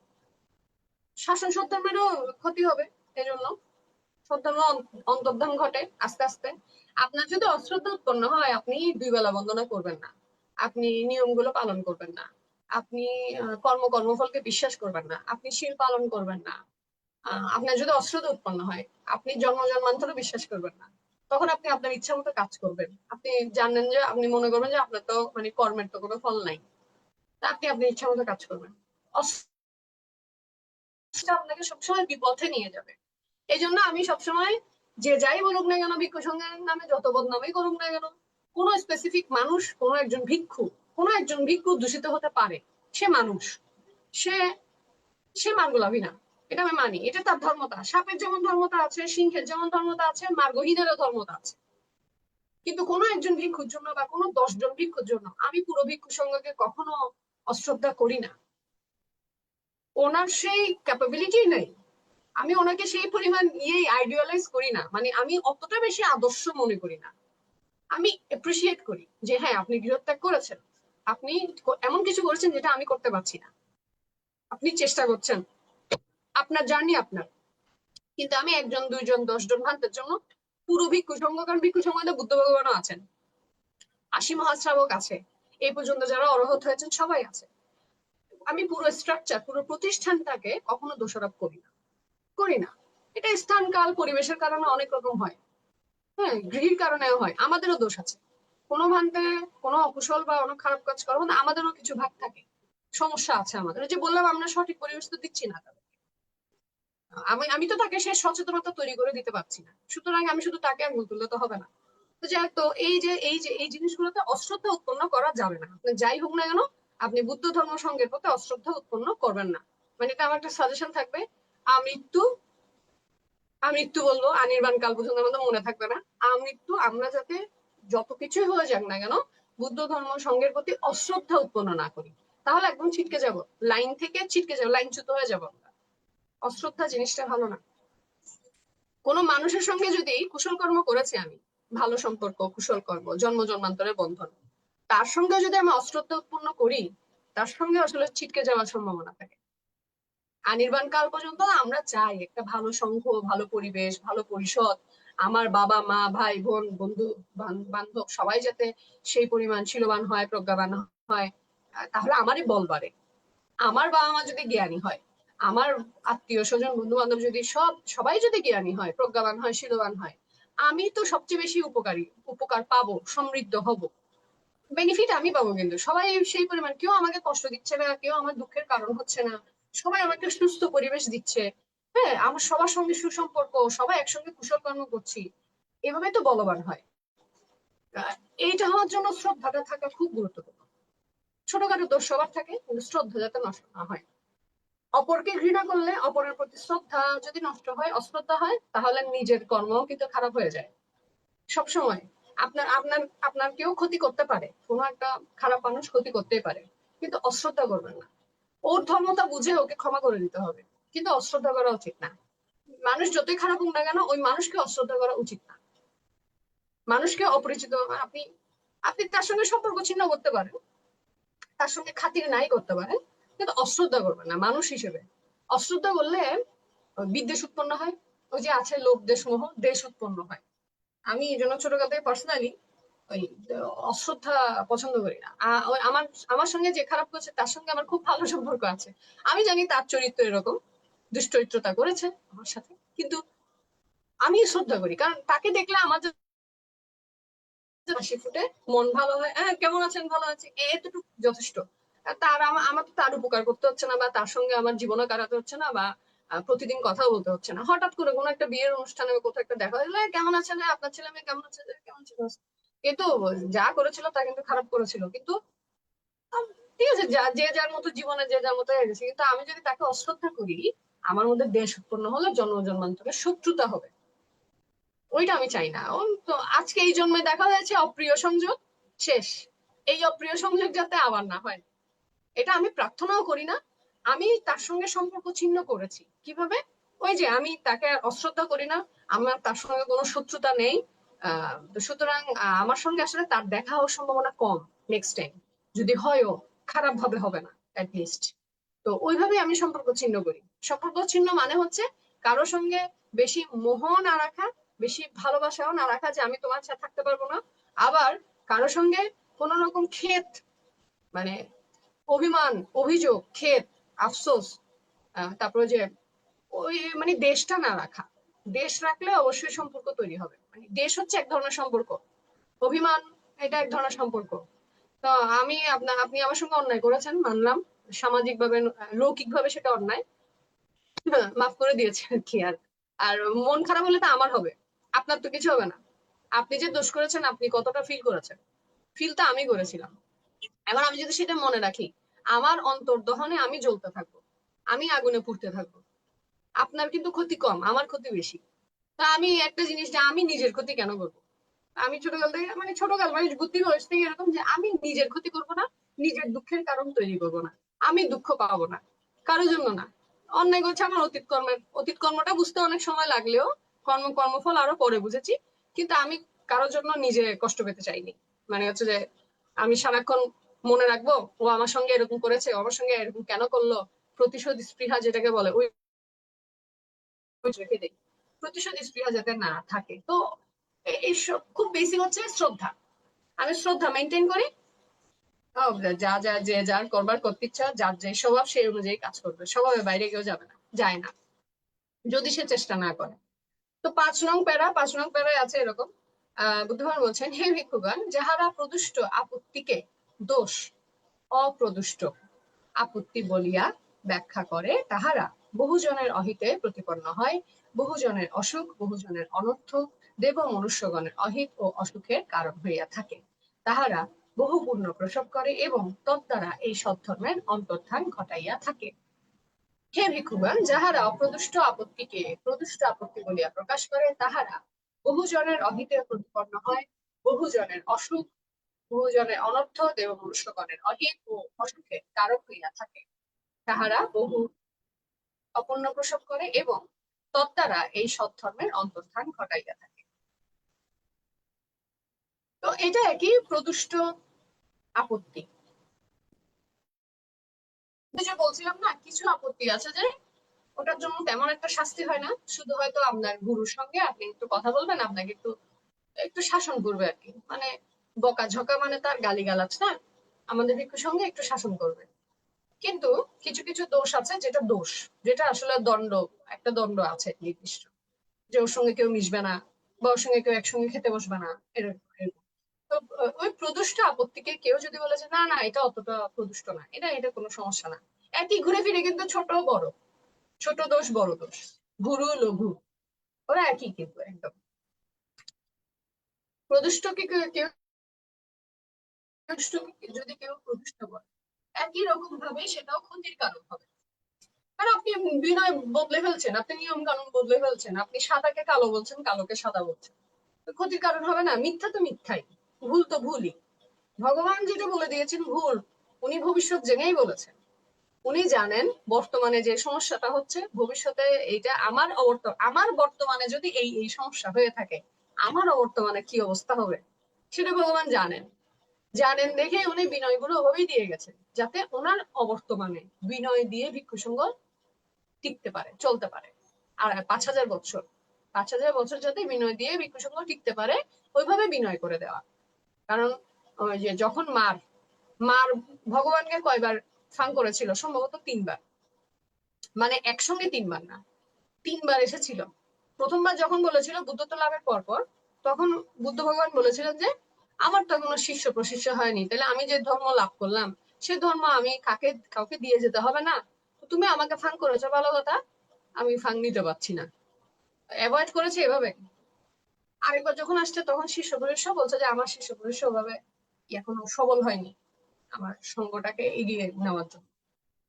এভাবে আমি ঠিক জানি, আমার ধারণা আছে, কিন্তু আমি সঠিক তথ্য ভুলে গেছি। এইভাবে যতক্ষণ পর্যন্ত ওনার এই বিনয় বিধান ছোট সাজা ধর্মস্কন্ধ দেওয়ার না হয়, ততক্ষণ পর্যন্ত উনি কিন্তু মারার ফাং নেননি।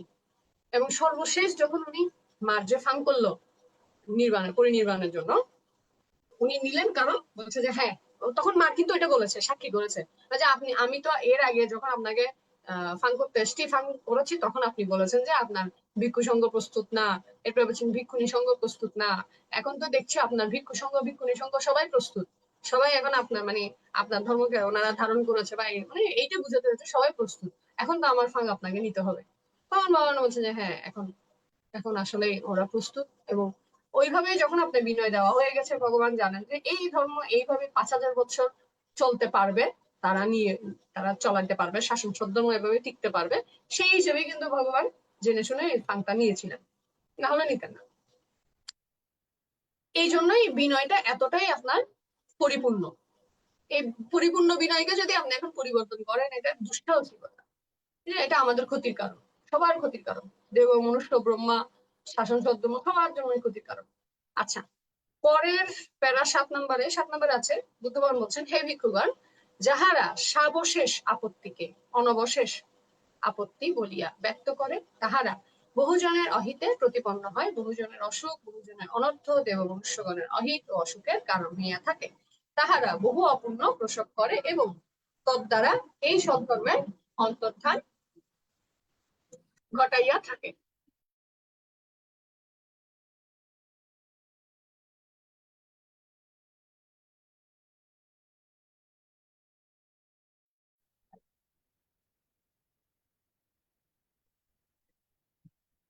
হ্যাঁ, আর পরের 8 নম্বর হচ্ছে, হে ভিক্ষুগণ, যাহারা অনবশেষ আপত্তিকে সাবশেষ আপত্তি বলিয়া প্রকাশ করে, তাহারা বহুজনের অহিত, বহুজনের প্রতিপন্ন, বহুজনের অসুখ, বহুজনের অনর্থ, দেব মনুষ্যগণের অহিত ও অসুখের কারণ হইয়া থাকে। তাহারা বহু অপূর্ণ প্রসব করে এবং তদ্বারা এই সব ধর্মের অন্তর্ধান ঘটাইয়া থাকে।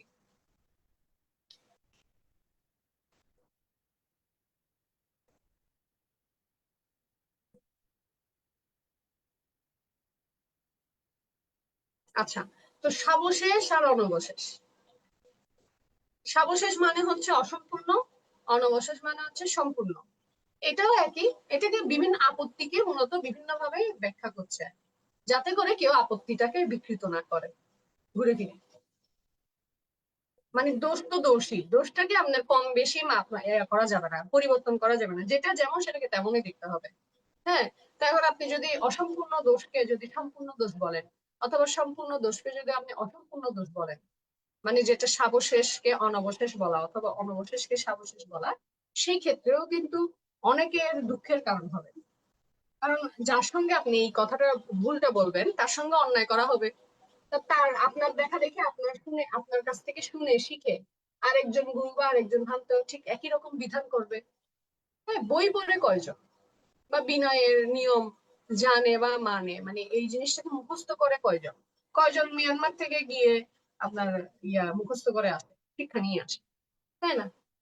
বই পড়তে পারে কয়জন? সবই তো মুখে মুখে হচ্ছে।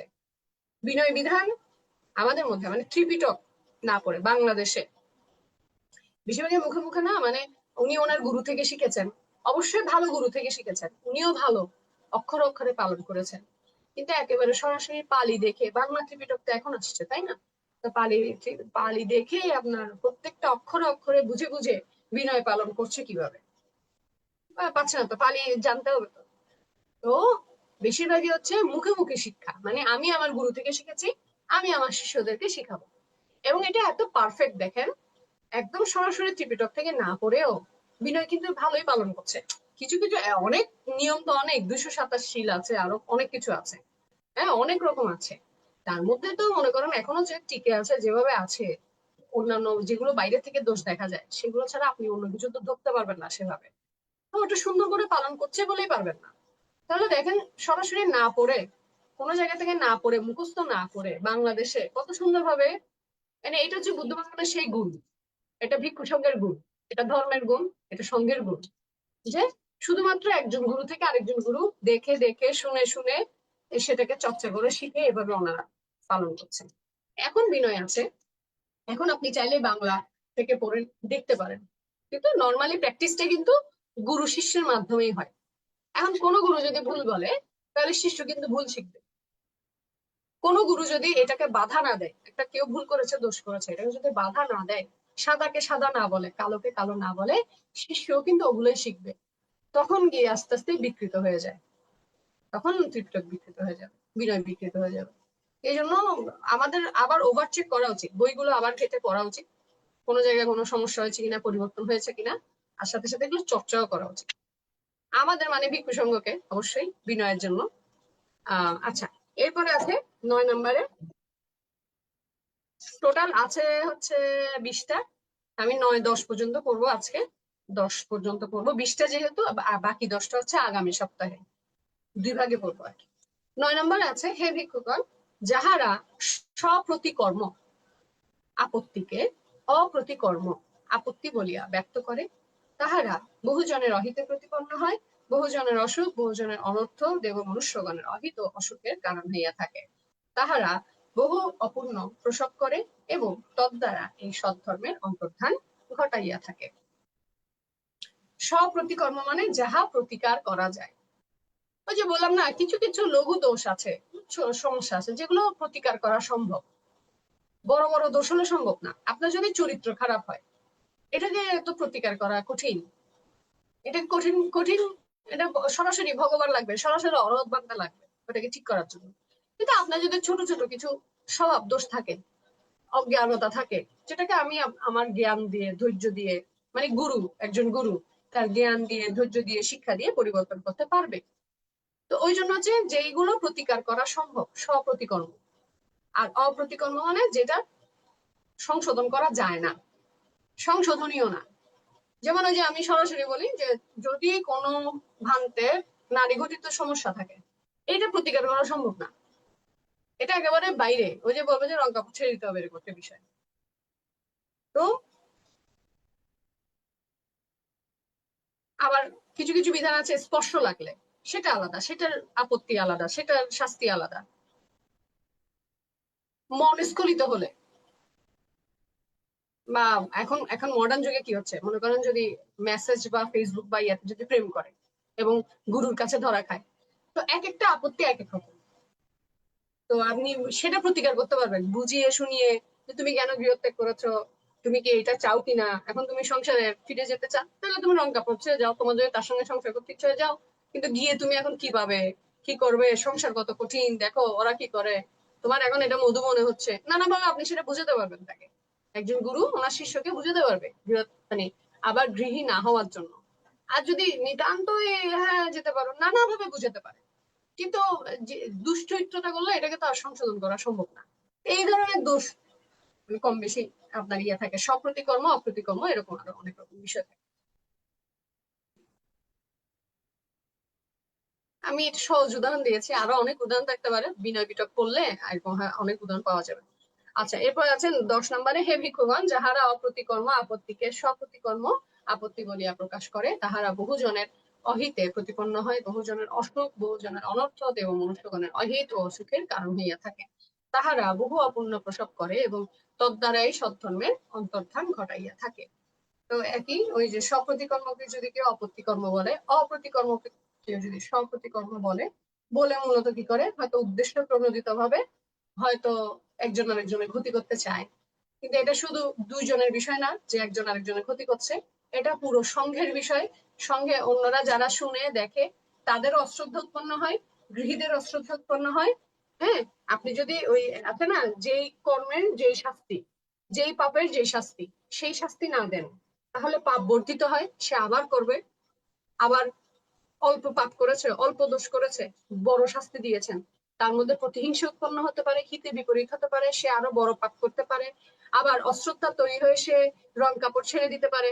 হয়তো তার মধ্যে পোটেনশিয়ালিটি ছিল একজন ভালো ভাঙতে হওয়ার, কিন্তু আপনি সেটা নষ্ট করে দিলেন। হ্যাঁ, তা আর শুধুমাত্র ব্যক্তি স্বার্থে, ব্যক্তি অজ্ঞানতায়, মোহে, মোহেও হতে পারে। মনে করেন এই যে অঙ্গুলিমালের সাথে যেটা হলো, সেটা যদি একজন মানে ভিক্ষু সঙ্গের মধ্যে চিন্তা করেন, মানে অঙ্গুলিমাল তো ছিল শিক্ষার্থী, শিক্ষার্থী ছিল ওনার গুরু, গুরু ভালোবাসতো, অন্যরা হিংসা করলো, অন্যরা হিংসা করে গুরুর কাছে মানে অন্যভাবে ভুলভাবে ব্যাখ্যা করলো। গুরু কি করলো, এটা কি হয় জানেন, কাউকে যদি আপনি অতিরিক্ত ভালোবাসেন, অতিরিক্ত মোহের কারণে হয়। মূলত গুরু অঙ্গুলিমালকে অতিরিক্ত ভালোবাসতো, যার কারণে ওর সম্বন্ধে কিছু বিষয় শুনে সে সেটা সহ্য করতে পারেনি। এই জন্য অতিরিক্ত ভালোবাসা ভালো না। মানে আপনার মনে হতে পারে যে ভালোবাসা তো ভালো, অতিরিক্ত ভালোবাসলে সমস্যা কি? অতিরিক্ত ভালোবাসলে একটা ভুল ধারণা হয়, ভুল আকাঙ্ক্ষা হয়, এবং আকাঙ্ক্ষা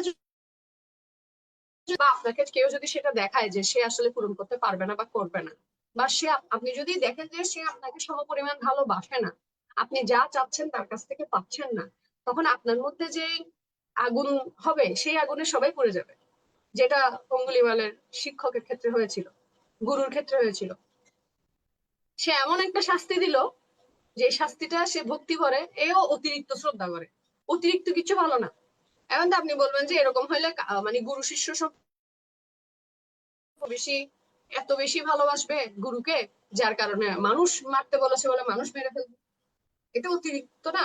তো অতিরিক্ত কেন? সে তো একভাবে চিন্তা করেছে। আবার গুরু বলেছে, গুরু একটা যে কি বলে জানি, কি দিতে হয় শিক্ষা শেষ হলে, আহ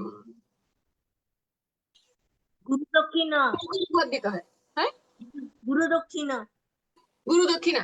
আমাকে থেকে গুরু দক্ষিণা এটা চেয়েছে, আমাকে এটা দিতেই হবে। কেন? এটা অতিরিক্ত শ্রদ্ধার কারণ হয়েছে। অতিরিক্ত শ্রদ্ধা, অতিরিক্ত ভালোবাসা, অতিরিক্ত কিছুই ভালো না। এইটা থেকে হিতে বিপরীত কিভাবে হয় এভাবে? তো মনে করেন ভিক্ষু সংঘের মধ্যে যদি এমন থাকে, আপনি গুরু আর একজন শিষ্যকে বেশি ভালোবাসে, অন্যান্য শিষ্যরা হিংসা করে এবং প্যাচ লাগাই দিল, তখন এই গুরু কি করবে, ছোট দোষকেও বড় দোষ হিসেবে দেখবে। কেউ যদি প্যাচ লাগিয়ে দেয়, তখন আপনার মনে সন্দেহ তৈরি করে দিয়েছে। তখন আপনার মনে হবে আমি এই ছেলেটাকে, এই শিষ্যকে এত ভালোবাসি, সে আমাকে এতটুকু শ্রদ্ধা করে না, সে আমাকে আমার প্রাপ্য সম্মানটা দেয় না, আমি যেভাবে যেভাবে চাই সেভাবে দেয় না, আমি ওকে এত দিলাম কিন্তু ও আমাকে কিছুই দেয় না। তখন কিন্তু ও যতই ভালোবাসুক, যতই ভালো কাজ করুক, ওগুলো কিচ্ছু আপনার চোখে পড়বে না। একবার যদি সন্দেহ তৈরি হয়, তখন ওই অতিরিক্ত ভালোবাসা অতিরিক্ত ঘৃণাতে রূপান্তর হয়। অতিরিক্ত ঘৃণা থেকেই কিন্তু অঙ্গুলিমালের শিক্ষক এমন একটা মানে বাজে রকমের গুরু দক্ষিণা চাইলো। অতিরিক্ত ঘৃণা, অতিরিক্ত ভালোবাসা পরিণত হলো অতিরিক্ত ঘৃণায়। এই জন্য অতিরিক্ত কিছু ভালো না। ওই অতিরিক্ত জিনিস যেটা হবে সেটা ওটার বিপরীত হয়ে যাবে, ভালোবাসা হয়ে যাবে ঘৃণা। এর মানে এই না অতিরিক্ত ঘৃণা করলে অতিরিক্ত ভালোবাসা হয়ে যায়। অবশ্য নাটক সিনেমায় এরকমও দেখায়, মানুষ নায়ক নায়িকা ঘৃণা করতে করতে ভালোবেসে ফেলে। বলছি আর কি, অপ্রাসঙ্গিক না। মানে মানুষের সাইকোলজি এরকম হয়, কোনো কিছু অতিরিক্ত করলে উল্টোটা হয়ে যায়। তো এই জন্য আপনি তখন যদি এমন করেন আপনি, তাহলে আপনি শিষ্যর সঙ্গে অন্যায় করলেন, ও ছোট ছোট দোষগুলোকে বড় করে দেখলেন, ছোট আপত্তি, লঘু আপত্তিকে গুরু আপত্তি বানিয়ে দিলেন। হ্যাঁ, তার সঙ্গে অন্যায় করলেন, তখন ওই শিষ্য তো আপনাকে অনেক ভালোবাসে। সে বললো যে আমি আমি আমার আমার আমার গৃহী জীবন ত্যাগ করে এখানে এসেছি, শ্রদ্ধান্বিত হয়ে এসেছি, আমি এই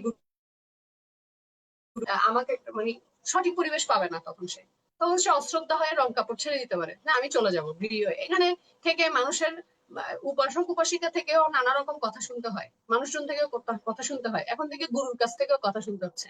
সে কোথা থেকে সাপোর্ট পায় না, রং কাপড় ছেড়ে দিতে পারে, চলে যেতে পারে, অথচ সে কিন্তু ভালো ছিল, হিংসা করেছে অন্যরা। এরকম অনেক রকমের কাহিনী হতে পারে। এই ক্ষেত্রে গুরুকে চিন্তা করতে হবে যে যে না, যেটা যেমন সেটা তেমন, লঘুটা লঘু, গুরুটা গুরু। যেটা সপ্রতিকর্ম সেটা সপ্রতিকর্ম, যেটা অপ্রতিকর্ম সেটা অপ্রতিকর্ম, যেটা সাবশেষ সেটাকে সাবশেষ হিসেবেই দেখতে হবে।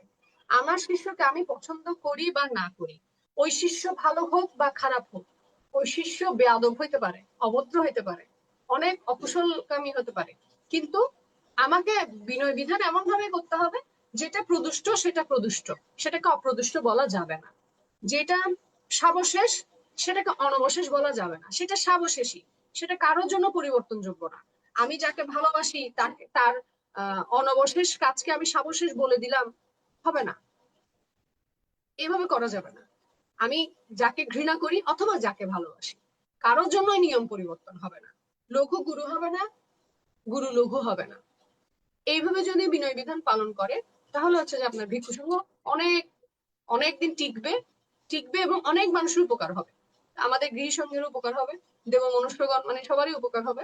শাসন সদ্ধর্ম আপনার অন্তর্ধান হবে না। কিন্তু এমন যদি করে সংঘ ভেঙে যাবে, সংঘ ভেঙে গেলে শাসন সদ্ধর্ম সহজে আপনার অন্তর্ধানের দিকে চলে যাবে। তো আজকে 10 নম্বর পর্যন্ত পাঠ করলাম।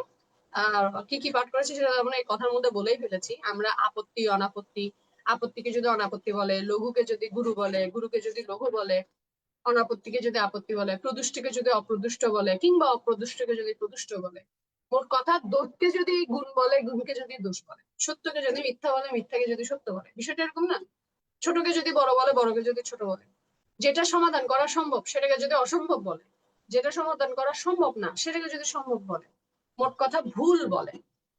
ভুল বলা মানে কি? ওই একই, যেটা যেমন না সেটাকে তেমন বলা ভুল বলা। ভুল বললে এটা অনেক মানুষের ক্ষতি, আমাদের সবার ক্ষতি। শুধু যে তাদের ক্ষতি তা না, আমরা যখন করি তখন মনে করি যে না আমি শুধু ওর ক্ষতি করছি। সেটা শুধু ওর ক্ষতি করা না, সবার ক্ষতি করা এবং শাসন সদ্ধর্মূলক ক্ষতি করা। তো আজকে আমরা পাঠ করলাম অঙ্গোত্তর নিকায়ের প্রথম নিপাত হতে অনাপত্তি বর্গ, প্রথম 10টি প্যারা, প্রথম 10টি ভগবানের দেশনা। এখানে আমরা এখানে 20টি আছে, 20 থেকে 1 থেকে 10 পর্যন্ত বললাম। আগামী পর্বে আগামী শনিবার আমরা চেষ্টা করব এই একই সূত্রের, যেটা হচ্ছে বর্গ, 11 নং হতে শুরু করার। তো আজকের মতো আমাদের আলোচনা, ত্রিপিটক হতে সরাসরি আলোচনা এখানে সমাপ্ত করছি। সকলের পরিজনদের সবার অনুমতি নিয়ে, যদি ভিক্ষু সংঘ থেকে থাকেন ভিক্ষু সংঘের অনুমতি নিয়ে, আমরা যাতে আবার ত্রিপিটক পর্ব নিয়ে বসতে পারি আগামী শনিবার। আর আগামী বৃহস্পতিবারও, হ্যাঁ, আমরা আগামী বৃহস্পতিবার যে ধর্মচক্র প্রবর্তন সূত্রের শেষ পর্ব, শেষের দিকে কিছু অংশ বাকি আছে, ওগুলো আমরা আলোচনা করব। আর ওই দিন আমরা মারের 16টি দাগের বিষয়গুলো আলোচনা করবো। ওই দিন রতি আর রতি তৃষ্ণার বিষয়গুলো ওই দিন করবো। আজকের মতো এখানে সমাপ্ত করছি। সেই নরোত্তম নরশ্রেষ্ঠ মহাকারী তথাগত অরোচমুখ সঙ্গকে আবারও বন্দনা, নির্বাণ প্রদায়ী সেই ধর্ম বিনয়কে বন্দনা, এবং তথাগত সুমুখ সমুদ্র কর্তৃক সুপ্রতিষ্ঠিত সুসংগঠিত সংঘকে বন্দনা নিবেদন করছি। আপনাদের সবাইকে নমস্কার, সবাই ভালো থাকবেন, সুস্থ থাকবেন। সাধু সাধু সাধু। সম্মানিত আলোচক মহোদয়া আজকে অত্যন্ত গুরুত্বপূর্ণ বিষয় নিয়ে আলোচনা করেছেন। আলোচক মহোদয়ার এই আলোচনায় আমরা অনেক কিছু জানতে পেরেছি। আলোচক মহোদয়ার নিরোগ, দীর্ঘায়ু এবং সুস্বাস্থ্যতা কামনা করছি AITSS পরিবারের পক্ষ থেকে। নমস্কার। এখন পুণ্য উৎসর্গ। আমাদের পরলোকগত জ্ঞাতিগণের সদ্গতি কামনা করে এবং যারা রোগের দুর্ঘটনা বিভিন্নভাবে কষ্ট পাচ্ছেন তাদের সুস্থতা কামনা করে এখন পুণ্য উৎসর্গ।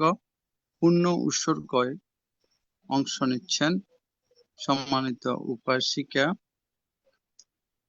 অনিত্যা বড়ুয়া মহাদয়া দিদি।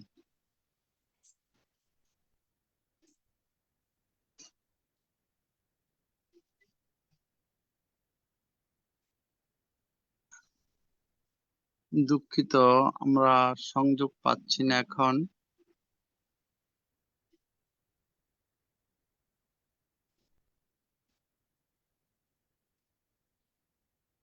স্বপ্নারানী বড়ুয়া মহাদয়া মাসি।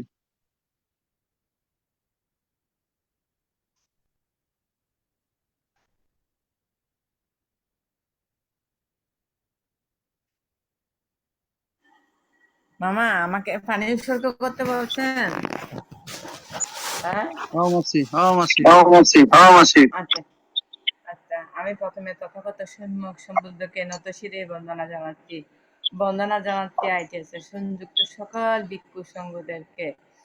বন্দনা জানাচ্ছি আমাদের ITS এর সংযুক্ত সকল উপাসক উপাসিকা ভাই বোনদেরকে। মৈত্রীময় স্নেহ আশীর্বাদ জানাচ্ছি। আজকে ধর্মদেশক মমিতা দিদিকে আমি অনেক অনেক আশীর্বাদ জানাচ্ছি। আমি এখন মমিতা দিদির দেশনা শুনে যে পুণ্য অর্জন করছি, সবার উদ্দেশ্যে, আমাদের জ্ঞাতিদের উদ্দেশ্যে বিতরণ করতেছি। দানো বান্তে সংসারো কান্তারো দুঃখাতু মুসানাত্তায়া নির্বাণাং সচ্চি কারণাত্তায়া ইমানি কুশল কম্মানি সমাদায়িত্বা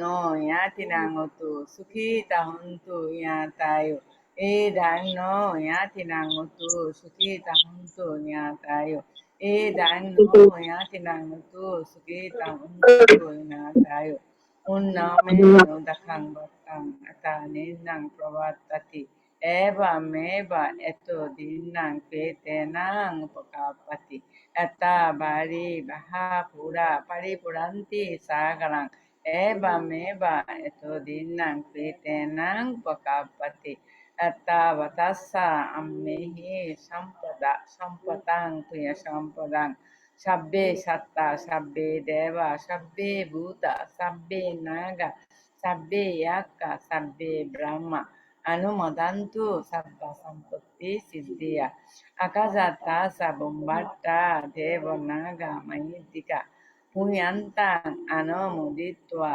sirang rakhantu buddha shasanang sirang rakhantu desanang sirang rakhantu mangparang imena puyakamnena mame bala samagamu satang sama gamayuntu java nibbanang paccayo idang me danang idang me punyang idang me silang asaba kaya bahangotu idang me punyang nirbana sapasayo utu babatu titatu sadhu সাধু সাধু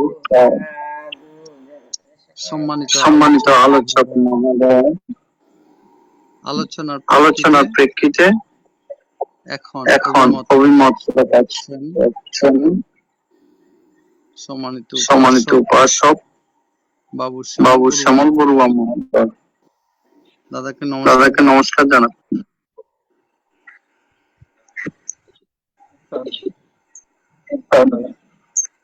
আমি খুবই শ্রদ্ধাচিত বুদ্ধ ধর্ম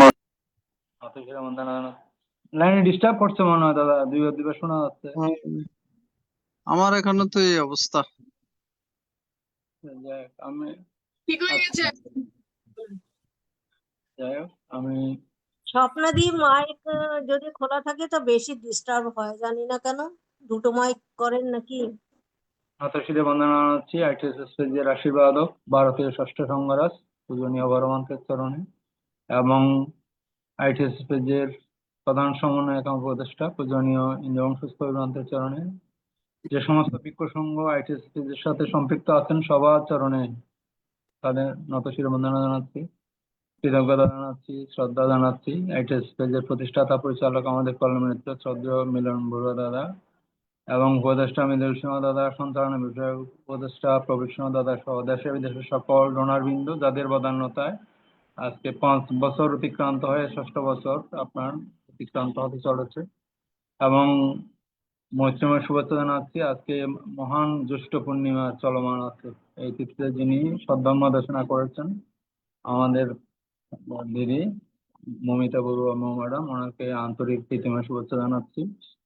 আসলে উনি অঙ্গুত্তর নিকায়ের আজকে একক নিপাতের অনাপত্তি বর্গ থেকে প্রথম 10টি প্যারা তিনি সদ্ধর্ম দেশনা করেছেন। চমৎকার ভাবে ওনার দেশনা, আসলে উনি এই সূত্র পিটকের বিষয়গুলি বর্ণনা করতে গিয়ে বিনয় পিটকেরও কিছু আপনার চলে গিয়েছেন। ওনার জ্ঞানের গভীরতা অনেক বেশি, উনি আলোচনা করেছেন। আমরা অনেক সমৃদ্ধ হয়েছি। ওনার আলোচনা আমি মনোযোগ দিয়ে শুনেছি, আমার খুব ভালো লেগেছে।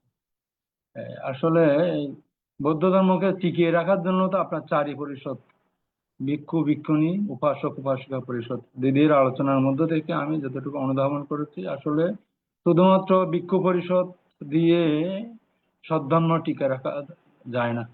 চার পরিষদকে, এখন তো ভিক্ষুণী পরিষদ নাই, কিন্তু আমাদের ভিক্ষু পরিষদ, উপাসক উপাসিকা পরিষদ আমরা আছি বর্তমানে। ভিক্ষুণী পরিষদ কোনো কোনো জায়গায় আছে কিনা জানি না, কিন্তু বর্তমানে তো অনেকটা আসলে নাই, কোনো কোনো জায়গায় আছে শুনেছি আমি।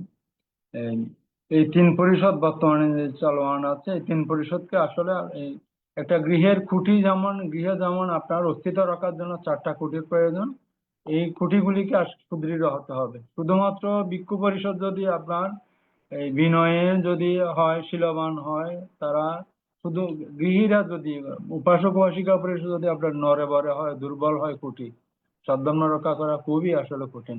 আমাদের দিদির আলোচনা থেকে আমার কাছে মনে হয়েছে আসলে আমাদের এই খুঁটির জোর কম বিধায় আমরা উপাসক উপাসিকা পরিষদ আমাদের শুধুমাত্র ভিক্ষু সংঘকে দায়ী করে আমরা সদ্ধর্মের জন্য আপনার এই যে এই অবমাননার জন্য বিভিন্ন ক্ষেত্রে আপনার পরিহানি হচ্ছে, এই জন্য আমরা ভিক্ষু সাধারণত পূজনীয় ভিক্ষু সংঘকে দায়ী করি। এই জন্য আমরা আসলে উপাসক উপাসিকা পরিষদেও কিন্তু দায়ী।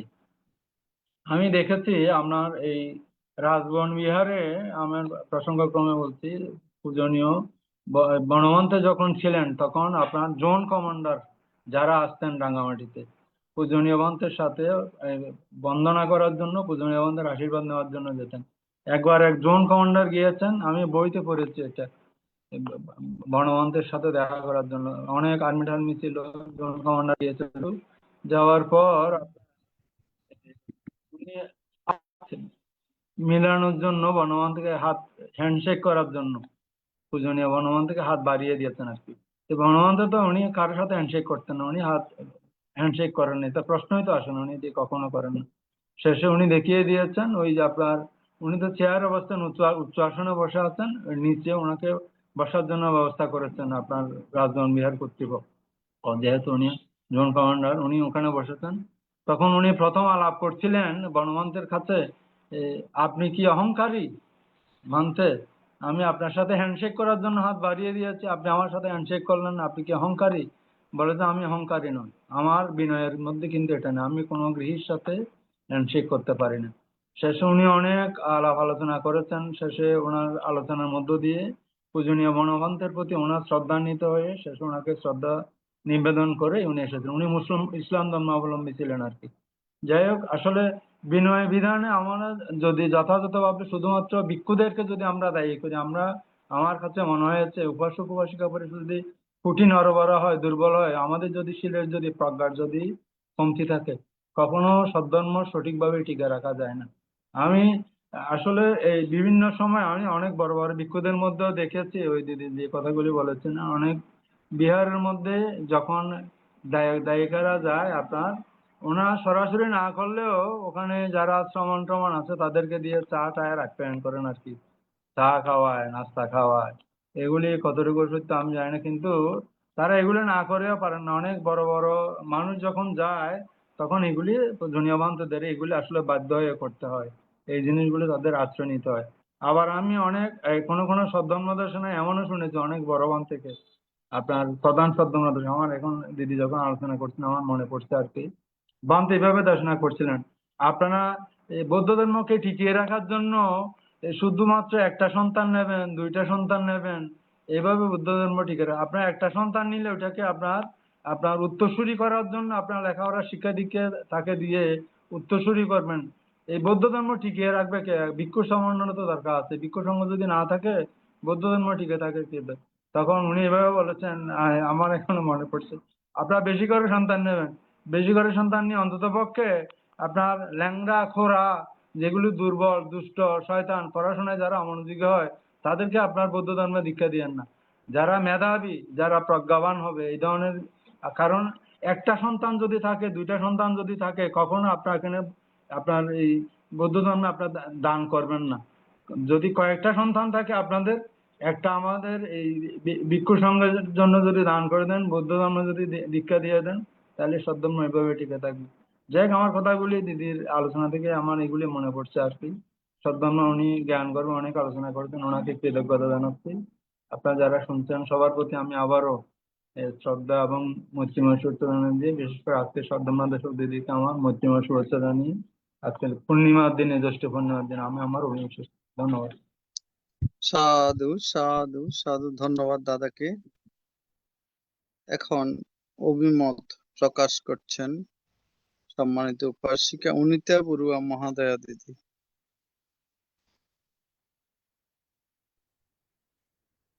সাধু সাধু সাধু, আমি সর্বপ্রথমত ত্রিরত্নকে শ্রদ্ধা চিত্তে বন্দনা, অতঃপর ITS এর আশীর্বাদক বড়ভান থেকে বন্দনা এবং পরম পূজনীয় ভিক্ষু সংঘ ও শ্রমণ সংঘকে বন্দনা জানাচ্ছি। সময়ের স্বল্পতার কারণে, সময়ের স্বল্পতা বলতে আমি সময়টা বেশি নিচ্ছি না। আমি আমার ছোট বোন মমিতা বড়ুয়া মৌকে অনেক অনেক তার আরো অগ্রগতি হওয়ার জন্য পুণ্যদান করতেছি এবং তার দেশনাগুলা শ্রবণ করতেছি, তার প্রতি কৃতজ্ঞতা প্রকাশ করতেছি।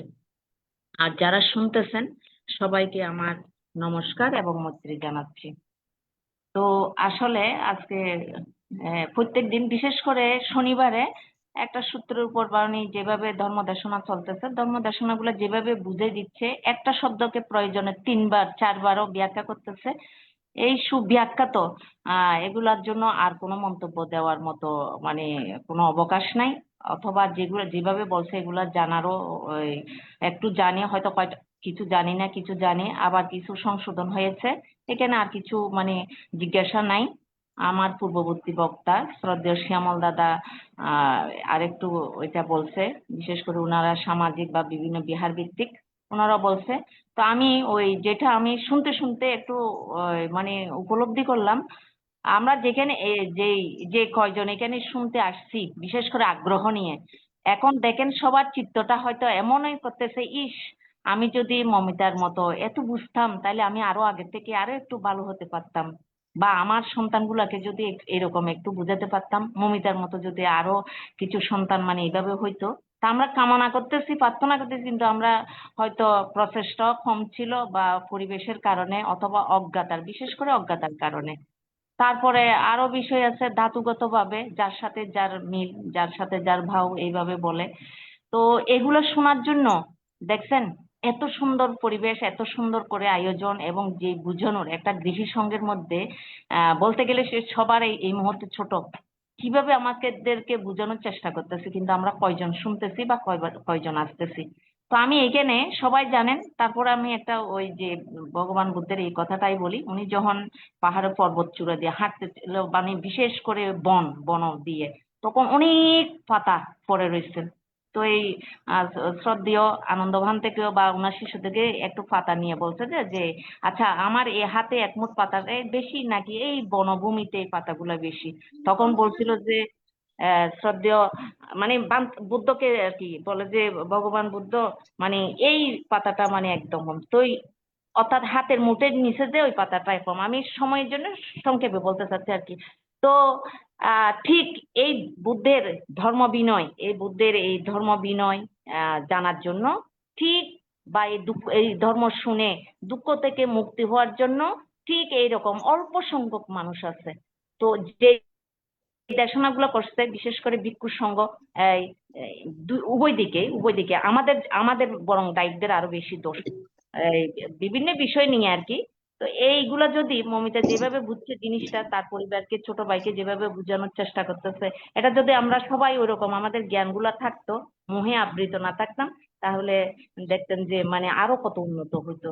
তো আশা রাখতেছি, আশা মানে ইয়া করতেছি না, বিমুখ হচ্ছি না, কারণ ভগবান বুদ্ধ বলছেন যারা এই ধর্ম বিনয় মেনে চলবে, ভগবান বুদ্ধের অবর্তমানে যারা এই ধর্ম বিনয় মেনে চলবে, মানে এই এই ধর্ম বিনয় বা এই ধর্ম বিনয় মেনে চললে কোনোদিন অরহৎ শূন্য হবে না। তদ্রূপ এরকম জ্ঞানী ব্যক্তিরও অভাব হবে না। ঠিকই আছে অনেক বয়সে ছোট হয়েও অনেক ভ্রান্তের মধ্যে বিভিন্ন দেশনার সময় বা বিভিন্ন বিনয় আচরণ অনেক আমি খেয়াল করছি। মানে অনেক বান্দারা আসলে অনেক এগিয়ে যেতে চায়, কিন্তু আমাদের মতো দায়িত্বের জন্য পারে না। তো এইখানে আরো কিছু যারা সংগঠনের সাথে জড়িত, এখানে তো কেউ নাই, যারা সংগঠনের সাথে জড়িত এরকম কিছু লোক থাকতো, তারা কি করতো, সংগঠনের নেতৃত্ব দিতে ওইখানে একটা সংবিধান করে ফেলা দরকার। যেমন সে পেশায় কি করে, সে পঞ্চশীল অষ্টশীল পালন করে কিনা, ধ্যান করে কিনা, মানে শ্রদ্ধা বিনয় আছে কিনা, এইরকম বিষয়গুলাকে এই ধরনের এই ব্যক্তিত্ব সম্পন্ন মানুষগুলাকে প্রদান করতে হয়, এবং ওই প্রদানের কথাগুলা মানে যারা সংগঠনে আছে তারা শুনতে হবে গৃহীদের মধ্যে, যদি উন্নয়ন করতে চায়। হ্যাঁ, যেমন এইভাবে যদি আমরা এগিয়ে যেতে পারতাম, এগুলো যদি শুনতাম, পরস্পরকে শ্রদ্ধাবোধ করতাম, তাহলে ঠিকই আমরা আরো এগিয়ে যেতাম। তারপর আমরা নিরাশ হব না, আমরা এগিয়ে যাব, আমরা যেগুলো শুনতেছি। তো পরম পূজনীয় ভিক্ষু সংঘের প্রতি বন্দনা, মমিতার প্রতি আশীর্বাদ বা তার উত্তরোত্তর শ্রীবৃদ্ধি কামনায় পুণ্যদান, এবং যারা শুনতেছেন যারা আছেন সবাইকে মৈত্রী এবং নমস্কার জানিয়ে আমি আজকে এখানে কথা শেষ করলাম। সাধু সাধু সাধু, ধন্যবাদ দিদিকে। এখন অভিমত প্রকাশ করছেন দিল্লি থেকে সম্মানিত উপাসিকা গোপা বড়ুয়া মহাদয়া দিদি।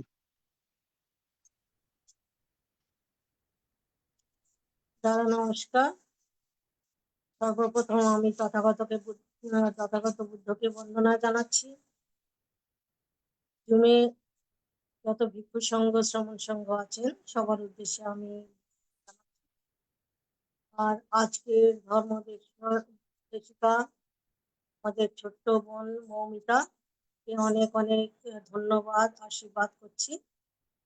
আর আজকে মানে মুক্ত নিকায় থেকে অনাপত্তি বর্গ নিয়ে উনি 10টা ব্যাখ্যান করেছেন। এটা হলো আপত্তি দেশনা নিয়ে ছিল। তো এর আগে মানে এনার থেকে তো অনেক কিছু ছোট ছোট জানতেই পারলাম মৌমিতা থেকে, আর আরো একটু জানলাম শ্যামলদার থেকে, আর কিছুটা অনিতা বোন থেকে। তো খুবই ভালো লেগেছে, খুব ভালোই ব্যাখ্যা করে। তো এখানে প্রশ্নের সত্যি কোনো অবকাশ থাকে না। তাছাড়া উনি যা আজকে বলেছেন তার মধ্যে আমার 3টা কথা খুবই ভালো লেগেছে। যেটা উনি বলেছিলেন যেমন কি জোরে জোরে বন্দনা করা, এটা আমার খুব ভালো লেগেছে। অশ্রদ্ধা করা উচিত নয় কারো প্রতি, এটাও ভালো লেগেছে। বিহারে গিয়ে চা বিস্কিট খাওয়ার প্রত্যাশা করা অনুচিত, এটা সত্যি অনুচিত। আজকের সমাজে আমরা সবাই বলে থাকি কি ভালো ভিক্ষু নেই বা এই নেই সেই নেই, কিন্তু সবচেয়ে প্রথমে আমরা কি সেটা আমরা নিজেরা কখনো ভাবছি না, ভাবি না। আমরা নিজেরাই ব্যক্ত করি কোনো ভিক্ষু যদি ওনাদের ওখানে বিহারে যাওয়া যায়, ওনার যদি এগুলো আপ্যায়ন না করেন তাহলে আমরা নিজেরাই বলি কেমন ভান্তেটা একটু রুখা, কিছু দিলও না, আমরা এত দূর থেকে এলাম, নানান ধরনের ব্যক্ত করে থাকেন কথা। কিন্তু এর মধ্যে আরো একটা ব্যাপার আছে আমার যা মনে হচ্ছে, যেমন বুদ্ধ বলেছেন সময় বিশেষে ওনার ধর্মকে পরিবর্তন করা যায় ক্ষেত্র বিশেষে। তো এটা ধর্মের ওর মধ্যে আসছে না, বিনয়ের যেটা তার মধ্যে যেটা পড়ছে। আজকাল উন্নত সমাজে কিছু কিছু জিনিস যা সভ্যতার মধ্যে চলে এসছে, হয়তো সেই কারণে ভান্তেরা এটা আপ্যায়ন করে থাকেন, এটা ওনাদের বড়াপ্পান, ওনাদের ভালো কথা।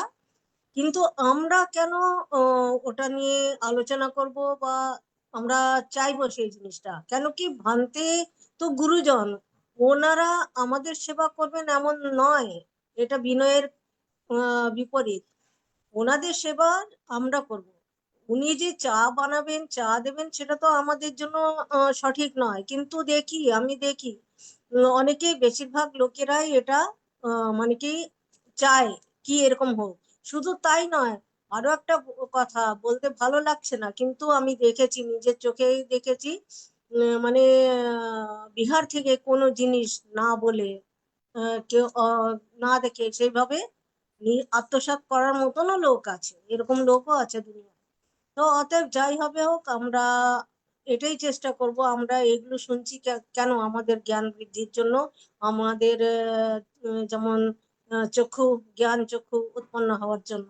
অতএব আমিও চাইবো কি সবার সদ্বুদ্ধি জাগুক এবং ভালোভাবে আমরা যদি এটাকে মেনে চলি তো আমরা নিশ্চয়ই ঊর্ধ্বগতিতেই যাব। তো এছাড়া আর কি বলবো, আমি মৌমিতাকে আবারও আশীর্বাদ করছি, পুণ্যদান করছি, ওনার শ্রীবৃদ্ধি হোক, দীর্ঘায়ু হোক, আমাদেরকে এইভাবে ছোট হয়েও এইভাবে যেভাবে গাইড করে, ও একটা ছোট কথাকে যেভাবে বিস্তারিত ভাবে বোঝায়, ছোট বাচ্চার মতন, বাচ্চাদেরকে যেমন বোঝানো হয় সেভাবে আমাদের বোঝাবার খুব চেষ্টা করে। তো আমরাও যেন বুঝতে পারি, তথাগতের কাছে এই আশীর্বাদ আমরাও প্রার্থনা করি, কামনা করি। এই বলে আমি আমার বক্তব্য এখানেই সমাপ্ত করি। সাধু সাধু সাধু, ধন্যবাদ। এখন অভিমত প্রকাশ করছেন রাঙ্গামাটি থেকে উপাসিকা স্বপ্নারানী বড়ুয়া মাসি। মাসিকে নমস্কার জানাচ্ছি।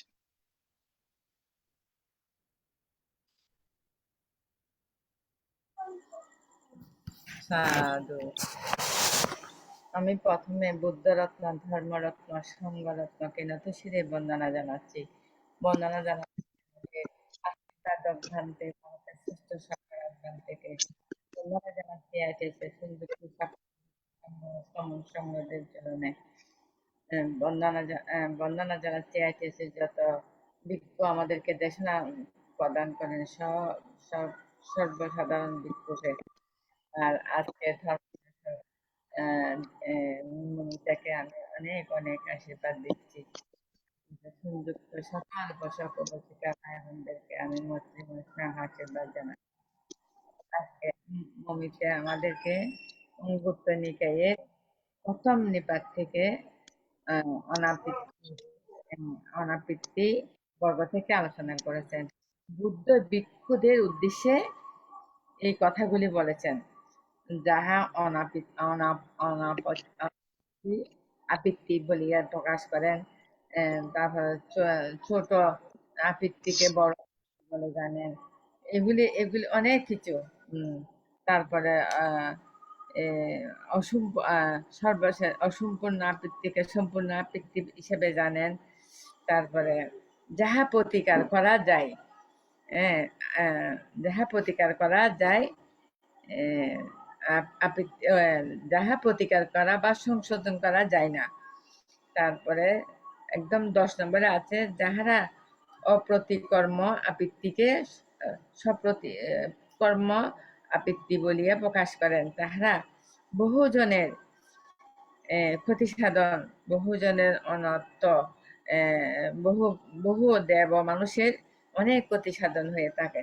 আচ্ছা দিদি, আমি একটা কথা বলি, এগুলি ভিক্ষুদের উদ্দেশ্যে বুদ্ধ এত সুন্দর করে গুছিয়ে পুঙ্খানু ভাবে ছোটখাটো ক্ষুদ্র এই দোষগুলো মানে বলছে।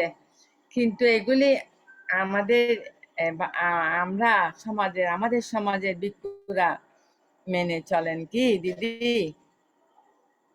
এগুলি সবগুলা আমাদের সমাজের ভিক্ষুরা মেনে চলেন এই কথাগুলা?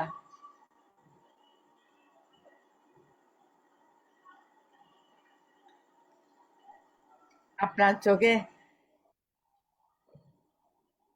শুনতেছে মমিতাদি? আপনার কি কোনো প্রশ্ন আছে? কোনো জিজ্ঞাসা আছে? না, প্রশ্ন নাই। এটা এটা মমিতা বলবে না কিছু?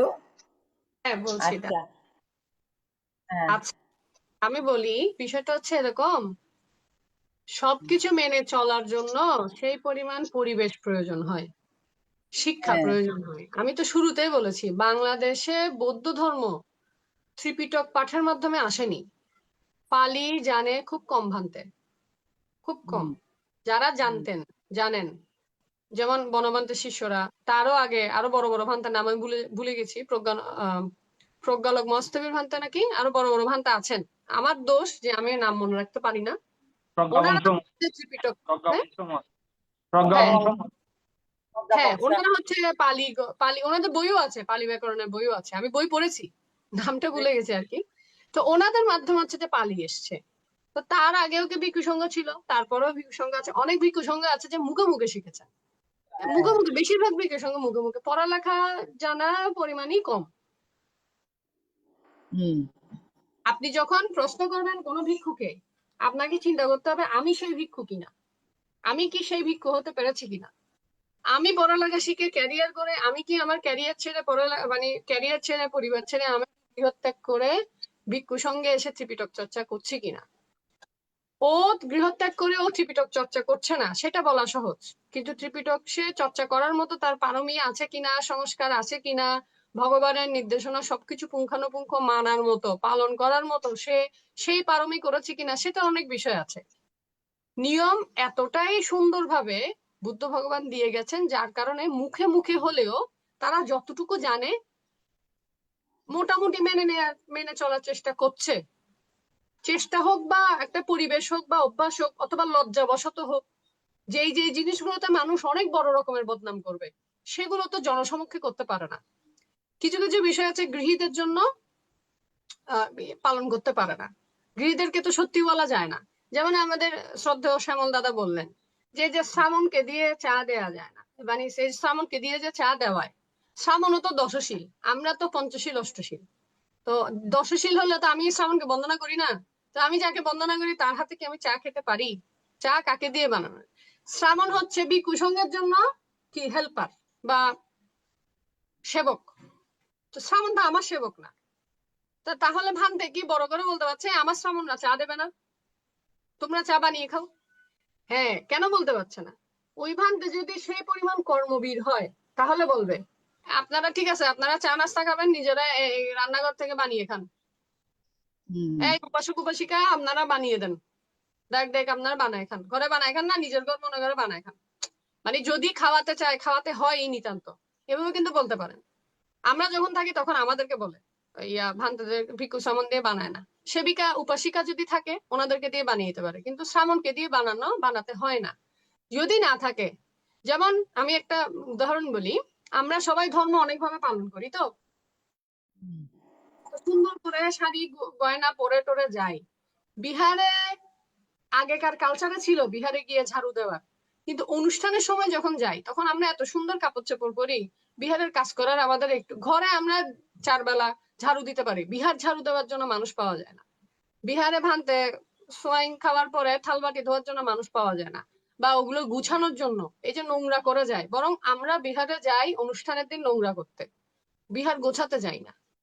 তাহলে এখন মনে করেন আমরা তো ওনারা পালন করছি কিনা বিনয়গুলো সেটা প্রশ্ন করা সহজ, আমরা আমাদের বিনয় পালন করছি কিনা, গৃহী বিনয় পালন করছি কিনা সেটা আসলে কঠিন। বা আমি যদি ওনার জায়গায় থাকতাম আমি কি সবগুলো বিনয় পালন করতাম কিনা, এটা আসলে প্রশ্নবিদ্ধ।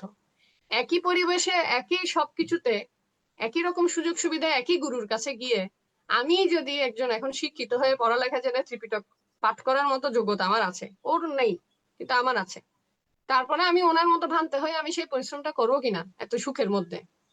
কারণ এখানে কিছু বিষয় আছে, প্রত্যেকটা খ্যাতিরই কিছু বিড়ম্বনা আছে। ভিক্ষু সঙ্গে যে পরিমাণ উৎকৃষ্ট দ্রব্য বস্তু পায়, সুনাম পায়, শুধু ভগবানের জন্য, বুদ্ধের জন্য, বুদ্ধের কারণে, বুদ্ধের সুনামের কারণে ভিক্ষু সঙ্গে এই পরিমাণ সুখ সুবিধা পায়, যেগুলো থেকে তাদের মোহ তৈরি হয়। ওনার তো মার গোলাপী না, এটা মানতে হবে। সুতরাং ওইখান থেকে মোহ তৈরি হয়, লোভ তৈরি হয়, খ্যাতির বিড়ম্বনা তৈরি হয়, অনেক রকম সমস্যা তৈরি হয়। এতগুলো সমস্যা মোকাবেলা করার মতো ক্ষমতা বা প্রস্তুত, সে কি আদৌ প্রস্তুত কিনা? শুধুমাত্র আমি জন্ম নিলাম ছেলে হয়ে, আমি গৃহত্যাগ করার সুযোগ পেলাম, আমার বাবা মা আমাকে গৃহত্যাগ করতে দিল, অথবা আমি বা আমার সঙ্গে জোর করে চলে গেলাম, কিন্তু আমার সেই ক্যাপাবিলিটিসটা হয়েছে কিনা? কোন নারী দেখলে নারীর প্রতি সান্নিধ্য লাভের আকৃষ্ট আমার হব না, কিংবা কোন রকম বিনয় স্খলনের বিষয় আসলে আমি একেবারে দৃঢ় থাকবো, সেই পরিমাণ প্রস্তুতি আমার আছে কিনা। তো ওই বিষয়গুলো অনেক রকম বিষয় আছে যে আমি চাইলেও পারি না নিজেকে কন্ট্রোল করতে, এত সহজ না তো। আমি যখন বলছি আরেকজনকে বিনয়ের কথা, আমি পরিকল্পনা করেছি কালকে আমি ভোরবেলা 5টা বাজে উঠবো, 1 ঘন্টা ভাবনা করবো, আমি করতে পারছি কিনা। তারপর আমি এটা করব এটা করব এটা করব, আমি 1 ঘন্টা টিপিটক করবো, 10 ঘন্টা অর্থ কথা নিয়ে কাজ করব, দেখা যায় ওর মধ্যে মোবাইল চালাই, আমি নিজেকে কতটা নিয়ন্ত্রণ করতে পারছি যে আমি আরেকজনকে বলছি যে উনি ভগবানের বিনয় পালন করতে পারছেন কিনা। আমি যেমন পাচ্ছি না, উনিও পাচ্ছেন না। আমি তো আজকে ভেবেছিলাম আমি অর্থকথা নিয়ে কাজ করছি এখন বর্তমানে, মানে আমার কাজটা হয়ে গেল, প্রিন্টে চলে যাবে। আমি 5 দিন ছুটি কাটাচ্ছি, আমি তো অর্থকথা নিয়ে কাজ করছি, কিন্তু আমি যে পরিমাণ ভেবেছিলাম আজকে 100 পাতা শেষ করে দিব, পাচ্ছি না। আমার মাথা খারাপ হয়ে যাচ্ছে, আমি 50 পাতা শেষ করতে পারছি না। এমন না যে আমি সবসময় মোবাইল চালাচ্ছি, ডিস্ট্রাক্ট হচ্ছে, কখনো ভালো লাগছে না, খুব অস্থির লাগছে। আজকে তো অষ্টশীল নিয়েছি, শরীর একদম ভেঙে যাচ্ছে, কিরকম যে হয়ে যাচ্ছে। বিছানায় গেলে তো আমি ঘুমিয়ে যাবো, যেন বিছানার ধারে কাছে নেই, টেবিল চেয়ারে বসে আছি কম্পিউটার নিয়ে। তো আমি নিজেকে কতটা কন্ট্রোল করতে পারছি যে আমি আরেকজনকে প্রশ্ন করব, ও মার্গহীন আমিও মার্গহীন, তার অন্তত পারমি আছে চিবর গায়ে দেওয়া, আমার তো তাও নেই।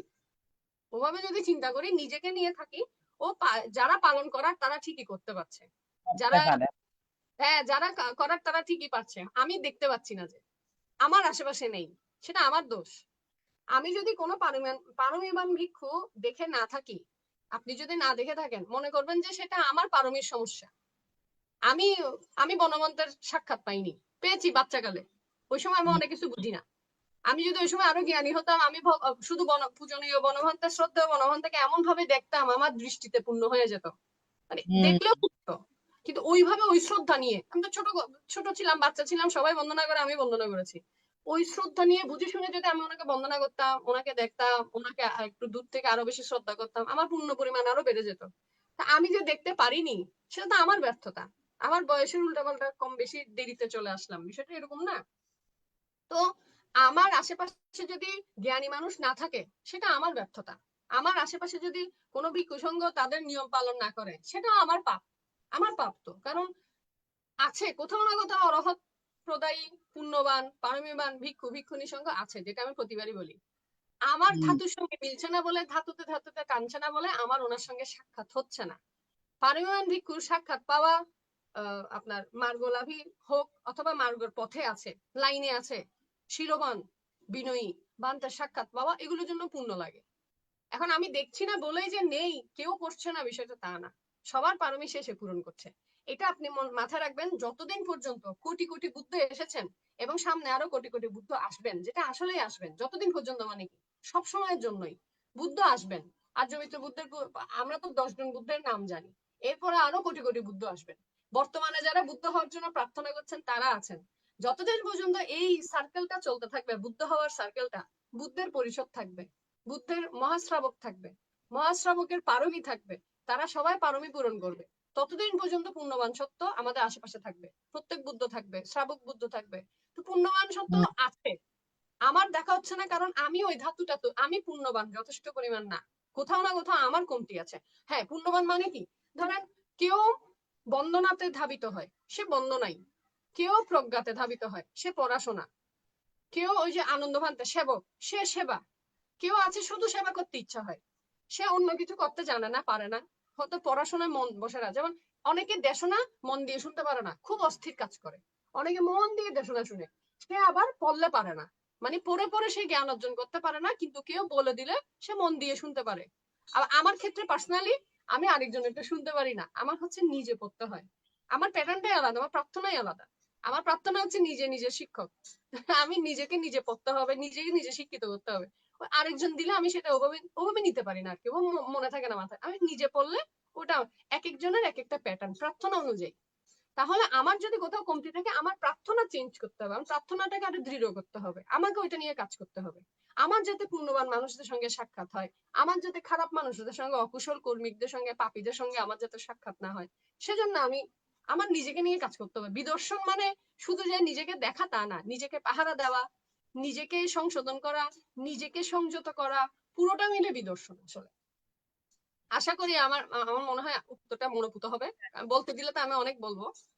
বনবিহার বনবান্তেদের শিষ্যদেরকে দেখছি তো, এখানে অনেক নীতি নিয়ম, একদম বুদ্ধের আমলে যেগুলি ছিল ওই ওই নীতি নিয়ম দেখতেছি তো অনেক ভিক্ষুদের কাছে। বনবিহারের যারা ধ্যানী ভিক্ষু আছে ওদের কাছে দেখতেছি তো, সেই জন্য দিদি আমি এগুলি বুদ্ধ পুঙ্খানুপুঙ্খানু আসলে গৃহী এবং ভিক্ষু সবার কাজে লাগে, এই এই কথাগুলা সবার জন্য প্রযোজ্য। আমি মমিতার নিরোগ দীর্ঘায়ু কামনা করতেছি। এইগুলি আমাদের জানা খুবই প্রয়োজন ছিল, আমরা অজানা বিষয়ে অনেক কিছু জানতে পারতেছি। এই জন্য আমি তোমাকে অনেক অনেক আশীর্বাদ করতেছি, নিরোগ দীর্ঘায়ু সুস্বাস্থ্য কামনা করতেছি। তুমি আমাদের মাঝে থাকবে। আমরা যেন তোমার থেকে অনেক অনেকগুলো এই ধর্মীয় বাণী শিখে যেতে পারি, জেনে যেতে পারি, এই আশীর্বাদ করি। মমিতা, আমি তোমাকে অনেক আশীর্বাদ করতেছি। সাধু সাধু সাধু সাধু। সাধু সাধু, ধন্যবাদ মাসিকে। সম্মানিত আলোচক মহোদয়কে আবারও ধন্যবাদ, কৃতজ্ঞতা এবং নমস্কার জানিয়ে আজকের মতো আমাদের অনুষ্ঠান এখানে সমাপ্তি ঘোষণা করা হলো।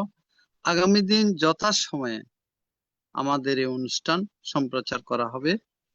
উপস্থিত সবাইকে আবারও নমস্কার জানাচ্ছি। শুভরাত্রি। সবাইকে শুভরাত্রি। সাধু সাধু সাধু। সাধু সাধু সাধু।